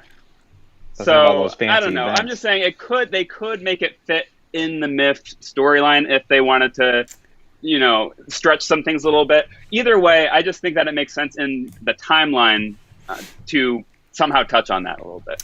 Yeah, I'm still torn on it, but I think they would have to, like, Mike would have to reach out to them to do something. But would it distract? See, this is where I don't think it would fit, though. I think satisfying, like, our curiosity and wanting to know that Monsters, Inc. storyline would be there. But I don't think it would serve the advancement of the Monsters at Work MIFT team story. Well, that's why it would be more of a side thing. Like, it wouldn't be the center of things. It would almost be like, almost hinted at, like that they're working. Like, it doesn't have to be straight up. It could be allured to or hinted at that, Mike's saying, hey, I need your help real quick with something. I have some questions about door shredding, or so, like, just even if it's alluded to, it makes sense that he would come, that they could be involved. And even if it's towards the end of the actual series, and it's almost like the series finale leads into the ending of Monsters Inc. somehow, so that it wouldn't shift the focus too much, but it would be a nice leeway into the end of the original film. I know you're still not sold on it, but I still think that even a hint of it or a reference to it, it just seems weird to me to not bring that up, since that was such an important part of the ending of the original, and it seems like sideline wise that it could fit here somewhere. I know this is totally off the rails. I think that it could. I would appreciate it more if it was extremely subtle than if it was direct. Oh, so we've got the sounds of the ocean now, because she's taken off her headphones, right? Wait, did we lose the audio for Julie? Oh, she's gone. And she's gone. She just said, "Forget it, I'm out." Those were nice ocean waves, though. It made me want to take a vacation. Oh, she's coming back. Hey, Brian, I'm so glad that I'm not the only one. It does seem... Oh, she's back. And we can't hear her, I don't think. Can we hear you? My AirPods died. Yeah, but can Now you we hear? can, now we can. Can you hear us as well? Yeah. I can Okay, hear you cool. guys. That's okay. We got the ocean waves now. It's very nice. So go ahead, Dan. You were saying about Brian. Oh, Brian just said that he was kind of looking for that as well. And it doesn't seem, if there's only one episode left, it doesn't seem like they're leading to that in this season. But No. a subtle hint, maybe in a future season, just to connect the films and to know that is going on in the background. Just makes sense to me, story-wise. And I guess I'll stick with this approach. I want it to be subtle if it's the case, and I'm cool with the door building sequence being there as long as Boo is unseen. I don't want to see Boo again. Right. Yeah. That's what I'm saying. That not connecting, not making it a sequel to Monsters Inc., not going up, because that's Mike and Sully's story. Yep. So that's why I think that it could work within the MIFT story, because they do that kind of work within the corporation. They do that kind of maintenance work. So alluding to it and maybe getting some, Mike maybe asking for some help or whatever makes sense within the MIFT storyline and the little side stories with Mike and Sully. Right. To me. Yep. But we'll see. I mean, it's just totally a prediction. It's something that would be satisfying to me just because I know the timeline of everything and what's kind of going on in the background with Mike. Yep. So I don't know. Yeah, absolutely. So, okay, Doug Days. So we know that that's coming out on September 1st, the same day as the finale for Monsters at Work here. And Julie, if you're not talking, sorry, go on mute, just because it's catching some of the feedback. It's catching the feedback through the speaker. So yeah, just so what do we think as far as when we want to do that hangout? So each episode is like 6 to 8 minutes of Doug Days. There's 5 of them, so you're looking at like a half hour, 40 minutes, somewhere in between there. So it's not. It would be like watching almost like just shy of 2 of these episodes. I do want to kind of give a proper send-off to Monsters at Work for the season finale, so I'm thinking about doing that one still on September 2nd, the day after it comes out. So that seems like, as far as among like you guys, that kind of works. Dan, you let us know if you want to jump in for the finale and what you got going on with your editing and Britta's schedule and everything. Mm-hmm. But as far as the Doug Days, with that one, I'm also thinking we've got this conflict of people might be traveling because of the Labor Day holiday weekend. So what are your guys' thoughts in the chat? And then, Julie, you're always sensible with planning. What are your first inclinations with Doug Days? Do we do it the next day? Do we do it on a Friday? Do we do it on the day it comes out, on September 1st, and then keep Monsters at Work on the 2nd? Or do we not do a live stream? Or do people want to see that live stream for Doug Days? Are they on... Wait, just clarify. They're on the same day? All 5 are dropping on the same day as the Monsters at Work finale. Okay, so and that's Wednesday still. So you could do I don't know. You could do your Thursday Monsters at Work hangout like you've been doing, and then the next Thursday again, just to give people time to watch all of Doug Days. Just keep it Thursday since people are used to it. I don't know. Yeah. Because then you separate it a little bit. But I also know that you would want to be right there at the hype when it drops too. Right. I know that's kind of like, it's a hard thing. So Julie, what are your thoughts? You got to unmute yourself again. Sorry. I was just trying to talk to you in code. I think the 1st. You think we should do it on September 1st, that night that it drops? I think like 10 o'clock that night. Oh my gosh, there's a huge bug. It was like a moth the size of my fist. This will be like This will be like the time we were doing the Good Dinosaur hangout, and like this window right here, that huge lightning crashed, and we all jumped. Yeah. So I think September 1st. Oh gosh, it's around here again. And yeah, Jordan's, we'll have to figure out, I will do it. It won't be part of this. It won't be after this, because this camera is not like as mobile as I would need it to be to do like a room tour over here. So I'll have to plan that out and figure that out. So Dot the Movie is saying they think they found it as far as the Easter egg that is in Mike's comedy class. So let us know if it's something else other than the chattering teeth in the credits that you're seeing. But yeah, I think we might have to do, I think you're right, do it on September 1st. The only trick is it's going to have to be like, are people going to be able to watch like all 5 of them on the same day if they're watching the Monsters at Work finale? But it's Pixar. We want to do Pixar like right when it drops. So yes, we're doing it September 1st. September 1st, we are doing... Heard it here first. Julie's like, yes. We are going to be doing it on then. And Doug Days, September 1st. So get those in. And then we're going to do the Monsters at Work discussion. Doug Days, we're going to do a breakdown of each one all at once. We're not going to do like 1 week, 1 episode, the next. It'll be all They're 5. only 4 minutes, right? 6 to 8 minutes. 4 or 5 minutes. Okay. Yeah. So they're guys, I can't even tell you how good they are. They're so stinking funny. Like Julie has not even seen them because she's gone.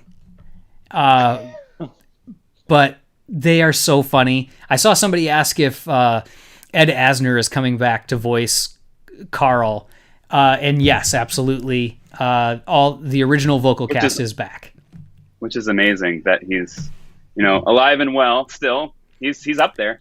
And here's the he's thing. Still voicing Carl. We talked about, so Julie and Leo are going to be home for the finale. And so I think like the thing that surprised me about Ed Asner, sorry, I'm just go ahead and it's like I'm in the after hangout now. I'm just treating it like that. So yeah, consider this the after hangout. So Ed Asner, the thing that I liked about it is that he sounds absolutely no different than recording his lines from 2009. Like we talked about in this, like Billy Crystal, John Goodman sounding potentially a little different.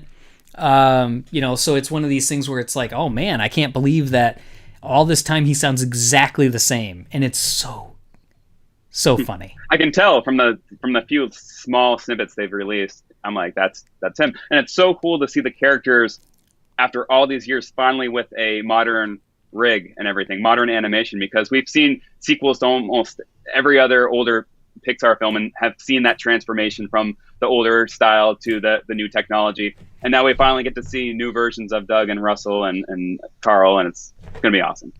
Absolutely. So Brian is saying Doug Days on launch days. So yes, as far as Russell's voice, boy, this will be a good plug. Go to Pixar Post. Go to pixarpost.com and you can read our post about our review, mostly spoiler free, except we do talk about the some of the Easter eggs that are in the background for the show. So we don't show you exactly where everything is. We only show you where one is. The rest will say here they are. You have to find them. But so for Russell, we discussed the fact in that post, so I can talk about it safely, because they basically said you can talk about it, you just can't give any specific episode plot point spoilers. But they had talked about the vocal cast, and yes, so Russell is the same vocal actor. They did the same thing. They did the same thing that they've done posthumously for who am I trying to think of? For Doc Hudson, how they did this. Oh, they grabbed like older archive clips footage, and things? archive audio, archive clips.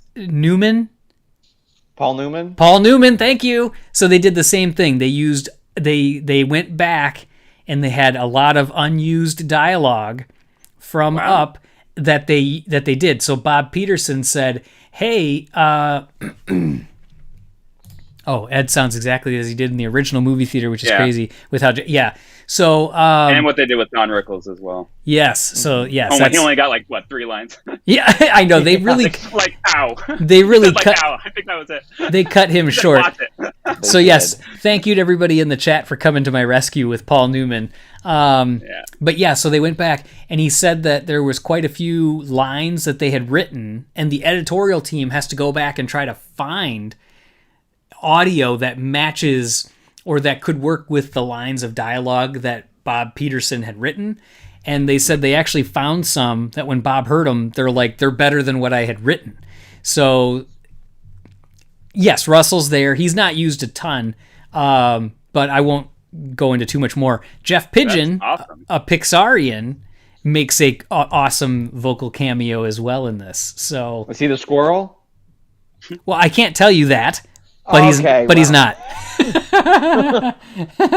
He's not. I thought they were gonna recast like they did Nemo and Dash, and so that's a really cool surprise that it's gonna be OG Russell. It's like a time capsule. That's why when I was talking to Bob, I was like, "Gosh, this is so good." So yes, check out our Pixar Post website and the Doug Days review, because that'll give you a lot of information that you can prep for watching Doug Days. And then on that same day, we're going to release our video interview with, I think I said this at the top of the hangout, but for anybody that might have came in, we're going to be releasing that interview with Bob Peterson and Kim Collins. So that's cool. Russell's lines are so specific in the scenes he's into. Surprising that they found. So, Jace, does this imply that you have already seen these as well? Oh my! So, well, we know. Well, Jace is the biggest Pixar fan on the WWW, so it wouldn't surprise me. There we go. Right, Jace? That's right. Even though, wait a minute, he's been suspiciously absent from doing videos. What's the problem, Jace? Life getting busy? I'm sorry. We're razzing everybody now. Nobody is safe on this hangout.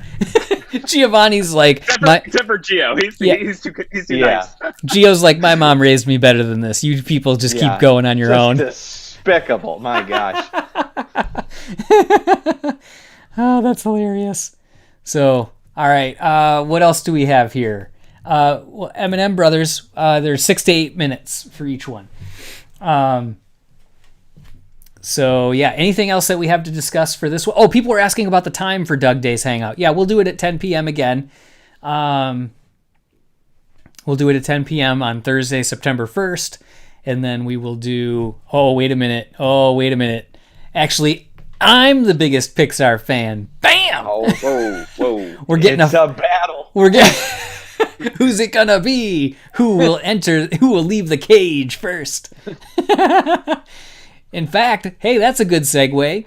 Make sure on actually in a couple weeks after that. Oh, I got to remember when it is. It's like September 17th, I think. That Nona is coming out. That has some wrestling ties in it, so we can have that play out there. We'll determine the biggest Pixar fan ever. Do it at 7:00. I have to go to bed at 10. You gotta let me know time zones. So no, not in the morning. We do these at 10 at night. It'll be the same time as this hangout happened. So yeah, oh yeah, it's coming in hot. Prove it! Things are getting heated in the chat. This is just getting out of hand. Oh, Jordan, no, I am. I can feel Julie's blood boiling. I am the biggest Pixar fan. I'm sorry. I feel like I have to take some responsibility for this. This is getting too much. Wait a minute, and now Things Jace get out of control when I come. I guess we really did. Jace, where'd you go? We messed with him. We scared him off. He's done. You know what? And it's because I messed up his line. It's connoisseur, not fan. Oh, you're right. That's right. That's what happened. That's right. Dan. It came to me, and I'm like, that's it. And that's like when people call me Dan the Pixar man. So like, I feel it, Jace. I'm sorry I messed that up. Well, Dan, you messed up one too many times. You're out of the chat. Hey, you know what? Because we're Gio, signing of course, off. coming to my rescue. No, actually, I'm not. I'm actually coming the exact opposite. Oh, Because no. I did such a great job with the sign off last week. Maybe we should have Dan, who is so good at remembering words, You that are he should do the sign right. off this week. You are right. So, Gio, wait a minute, Joe. See, now this is where you can always count on Joe to come in. The with 11th Pixar. I'm the 11th best Pixar fan. Thank you, Joe. See, this is the kind of people we need here because this breaks the chain. This stops the chain. This is using humor to change the subject and move on. So, Fayez. Oh, Jason's back. Here he goes. I'm so glad. I got nervous. Oh, yes, you're delayed. Okay. So, no, I'm not sending you any of my toys. These are my toys. I don't have like tens of these things laying around. I'm just giving you a hard time. Like we said, everybody's on blast here tonight. New videos coming soon. There we go. That's because Julie's not there to keep you under control. I know. It's literally full chaos here. Guys, I went to bed at 4 a.m. last night, and this is a normal thing for me now. She's gone. The man has a problem. She's gone. There is no rhythm in this house. I have no self-control. I am just like watching TV all night. I'm on the internet. I'm eating crap dinners. It's horrible. Britta's gone 3 nights a week, and I'm up till 3 or 4 working and eating and editing, and then I get 3 or 4 hours of sleep and do it all again. I know. So I get it, TJ. I know. Luckily, Julie will be back soon. My life will be back in some kind of order, and I will hopefully have a less of a loose chain on these hangouts where I just let Dan come in and run rampant, getting the commenters all riled up. Yeah, it was never this chaotic until Dan showed up. Don't you have some Pixar minis to review or something? Gio coming in hot. I got a dark side too. All right. Sorry, Dan. I love you. I love you, buddy. Oh man. Oh, we've got it. We've got it. Dan, come back. Prove that you're the biggest fan by answering this question. I'm waiting. Who's that? Who's that for? So, I guess everybody by answering this question. What? Burn. What is even happening anymore? By the way, Gio, I'm still stinging from that. By the way. Aww. Okay. I love you. I just tell him last night how great he does. Actually, Gio is very supportive. He is. And hey, you got to be able to give it and take it. We already said that Gio is the most talented in this group and that he has the best shot of animating and voicing a character. So Gio's just a 12 out of 10 guy anyway. So he just 12 out of 10, my gosh. Well, I'm just saying he beats us all. And that's fine. And I've accepted that. Oh, wait a minute. Look at this comment. What have I missed? Coming in now. You don't even want to know at this point, Lays. Oh. Okay, so if you answer wrong, you're not the ultimate Pixar fan. What was the name of Pixar test short that they did for water testing with? The name of the Pixar test short that they did water testing with. So this is before they did the Genesis scene in Star Trek, and they did it in another movie. So are we talking, wait a minute, are we talking like Lucas days here? Or are we talking on to... No, specifically it says Pixar test short that they did. Beach chair? Test short. Oh ho ho, beach chair. Brendan always coming in with all the information. I'm just going to put it out there. Yeah, I guess I'm not the ultimate Pixar fan. Nope. I'm probably like 12th. I'm like 12th now. Wait, no, wasn't someone 12 already? Or were they 11? No, that was 11. I wanted to be after Joe at this point. I'm going to keep putting myself later. I don't want to be in this group that's going to fight it out for first place. Too much pressure. And object movement. Yes, they were checking that. Yes, I saw it lately. All right. So I have to pipe in because my phone was at 5% like 5 minutes ago. This is the And I feel perfect. like- No, this is the perfect example. We've got to do what they do in the Seinfeld episode where they want to see how low the tank can go below the E. We just got to go until it runs out. Oh, my AirPods Do went it. longer than Do it. Oh my Well, gosh. let's see what Julie has to say. What did you have to say, Julie? What? Did you had She to, was- you wanted to say something, right? No, she was coming in to say her phone's about to die.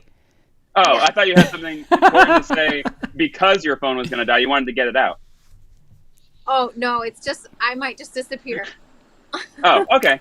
Well, consider this the after party.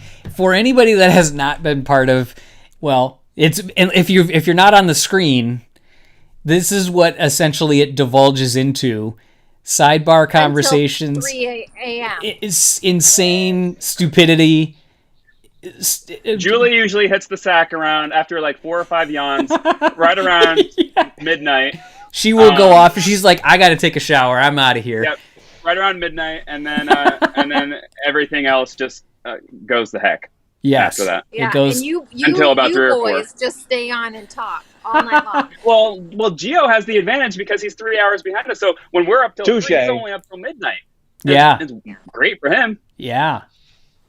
Again, Gio's just just such a cut above everybody. Oh wow, Yeah, Dan Bob is like, Dan is really laying in with this. He's Yeah. like, "Oh, Gio, you're the best. I'm waiting for the other foot to fall here." So exactly. Yes, Jace. I hope Bob's is watching this episode live. He's gonna be I like, hope not. yeah, he's literally gonna be like, "I'm not talking to this guy anymore." yeah, so glad I He did left that a long interview time ago. because- If he was, if he was.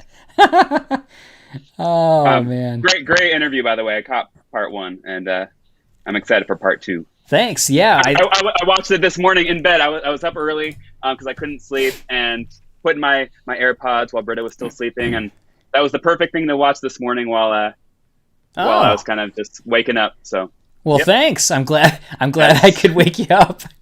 a little behind the scenes there. We even had Of my day. before we yes, thank you. Before we even went live, we had a one of those after show moments where Gio said something that was like, "We're not live, are we?" Well, yeah, And you were live? No, we were not.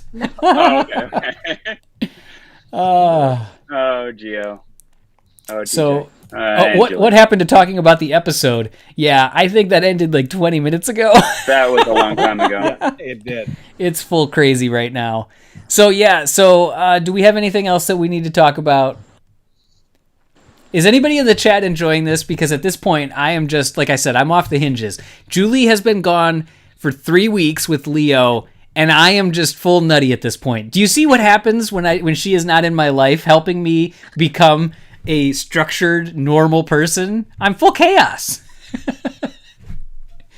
You have like what, 3 or 4 more days till I'm home. I know, I can't do it. So yeah. Wait, I have a question. So whoever answered that right about the beach chair, Brendan, was he the ultimate Pixar fan then? Well, so Did he just climb the ranks to number 1? Dot is claiming that they are still the number 1 because they answered it, but you can't answer your own question because you knew the answer to the question before it was asked. Wait, I think there's a new one. There's a new one coming to prove you have what it takes. So is there another one coming? From Dot? Yep. The question is The question. Oh my gosh. part 2 to prove you're the ultimate Pixar fan. See, I was about ready to wrap it up, but Dan just kept it going. He's like, wait, so do we, does this prove? Yeah, see, chaotic day. Oh, the phone died! Lost Julie, we lost her. The tank is empty. The tank is Just empty. to clarify, Dot kept it going.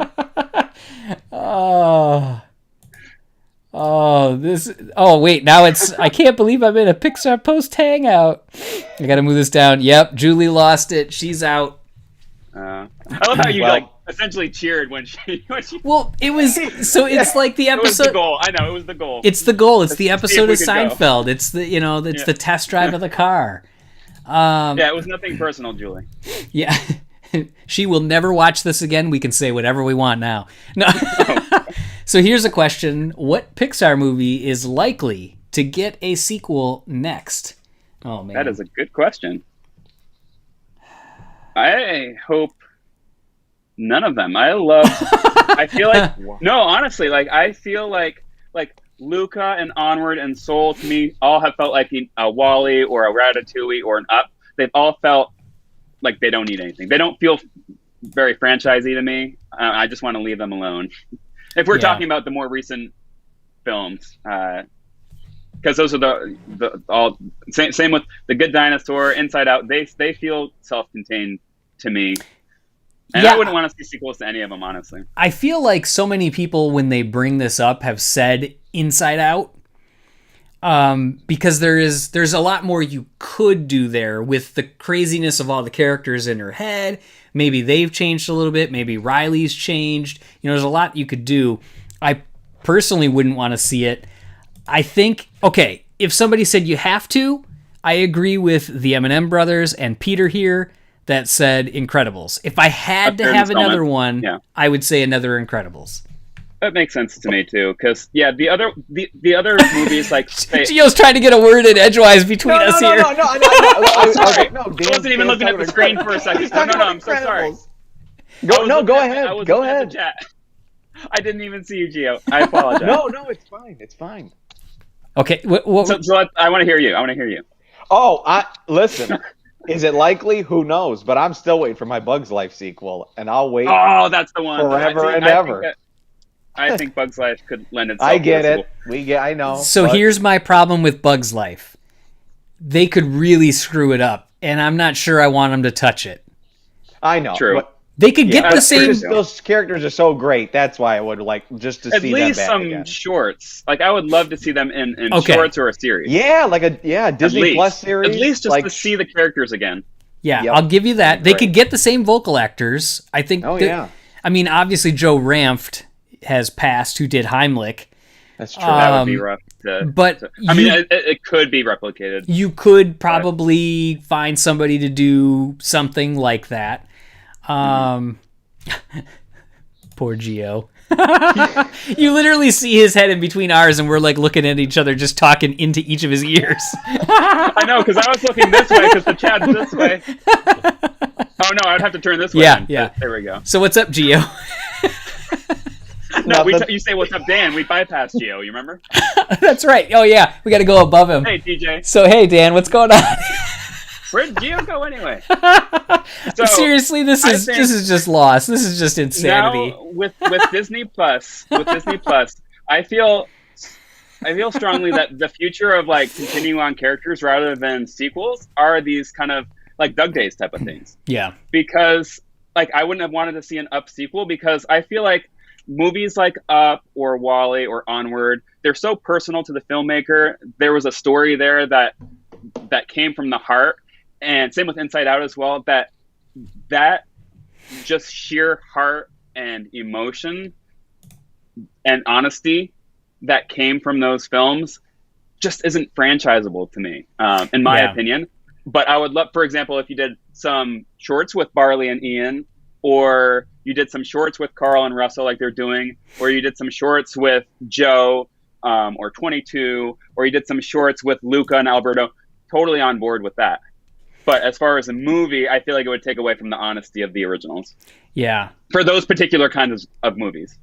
So, agreed for sure. So I posted this one already. Joe said Ratatouille. I don't want him to ever touch Ratatouille. To me, it is too good. I don't even want a short. I never want to hear anything from it again. I love it so much. And if you're not going to put Anton Ego in it because Peter O'Toole passed away, and he did that voice, correct? Mm-hmm. Yeah. So I guess you wouldn't have to have him by any means. He's not essential to it. He's just but. I don't know. I don't want him to touch Ratatouille. Sorry about that. I think if I had to say, I would say Incredibles, because I just want to see more of that world. It works. And then Onward, I like with what again Peter and Ro said there. Haven't seen this chaotic side of you guys. Hopefully this is usually what it's like after. Hopefully it's okay. But because I love seeing characters again, and that's why sequels are fun. and I love seeing more world building, and that's another reason why sequels are fun. But in this day and age with Disney Plus, I feel like both of those things can be explored, which is why I'm excited for Doug Days. And if they're, how many? There's 5 7 to 8 minute shorts. There's 5 of them. There's 5, yeah. Yeah, I think that's a perfect way to expand the world and to revisit characters again. And then some movies lend themselves well to sequels, like The Incredibles is very franchisable. The Toy Story films obviously were very in that sense. And I always considered Nemo One by one, we're dropping like flies. We're gonna have to start pulling in extras. Yep.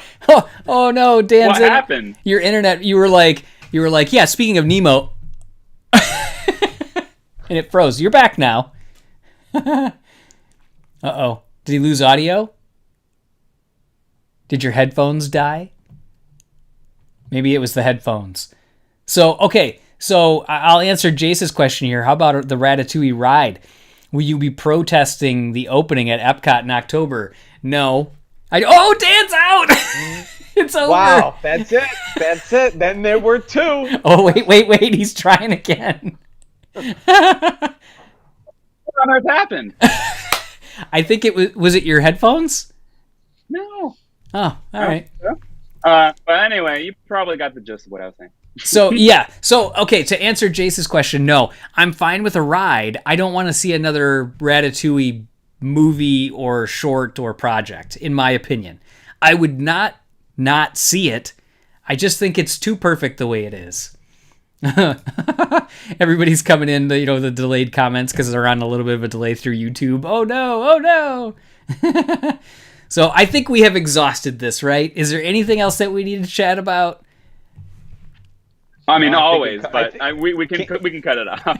Yeah, I'm sure people who are going to go, I want to see what their final thoughts were in this video on Monsters at Work, and scrub to the end.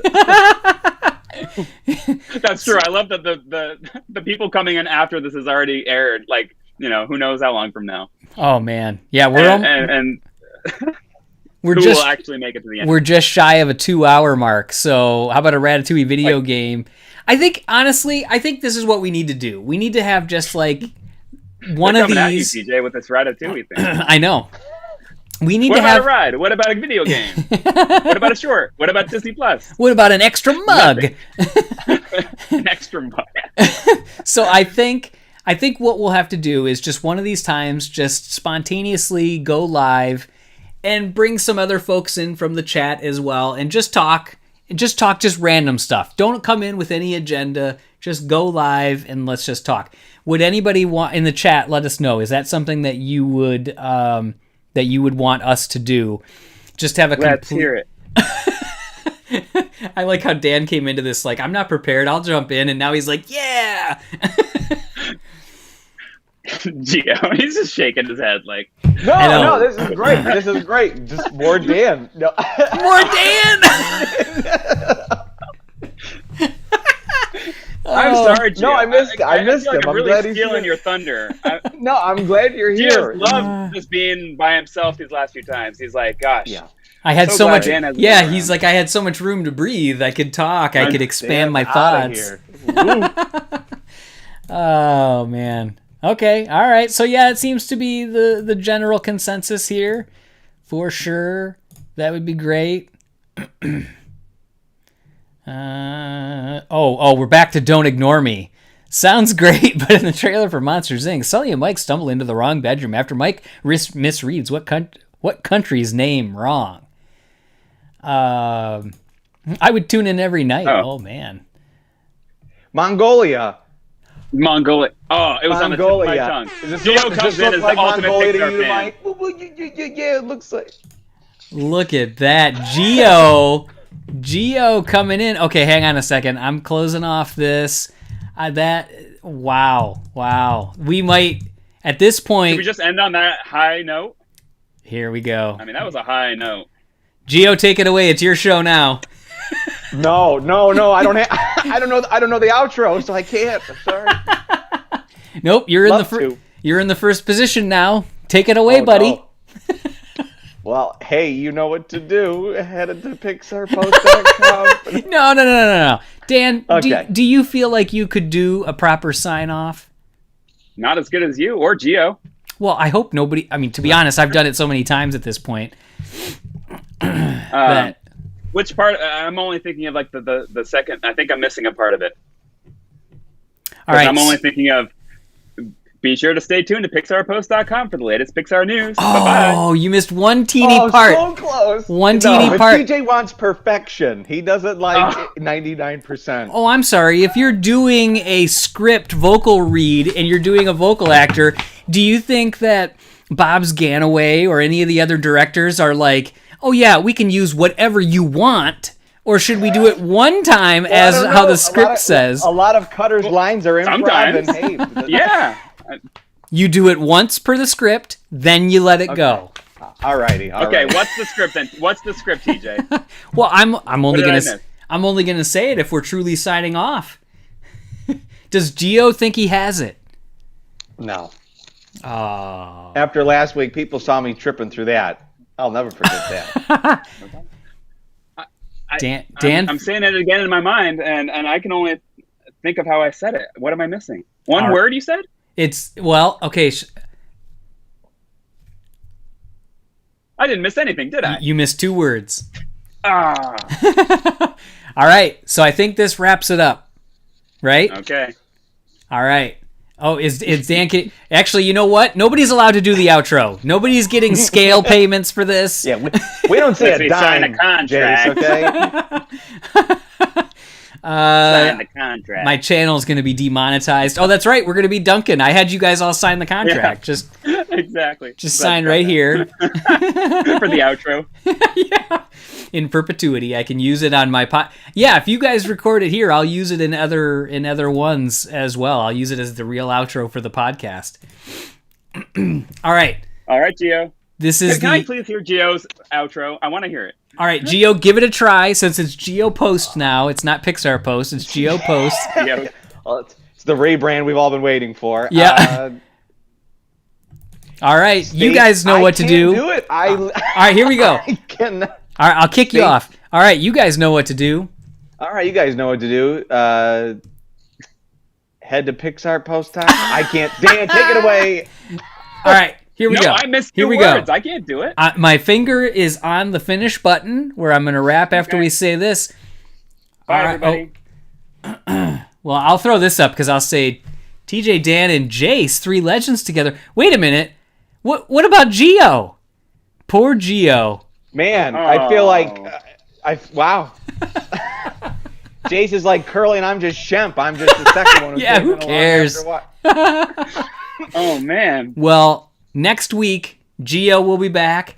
Dan will let us know. He's kind of a loose cannon these days. I'll let Gio take the spotlight. I don't need to.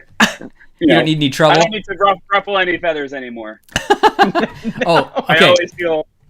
So I'll put this there. All right. Okay. So yes, we're going to finally end this now. All right. You guys know what to do. Be sure to stay tuned to pixarpost.com all week for the latest Pixar news. Bye.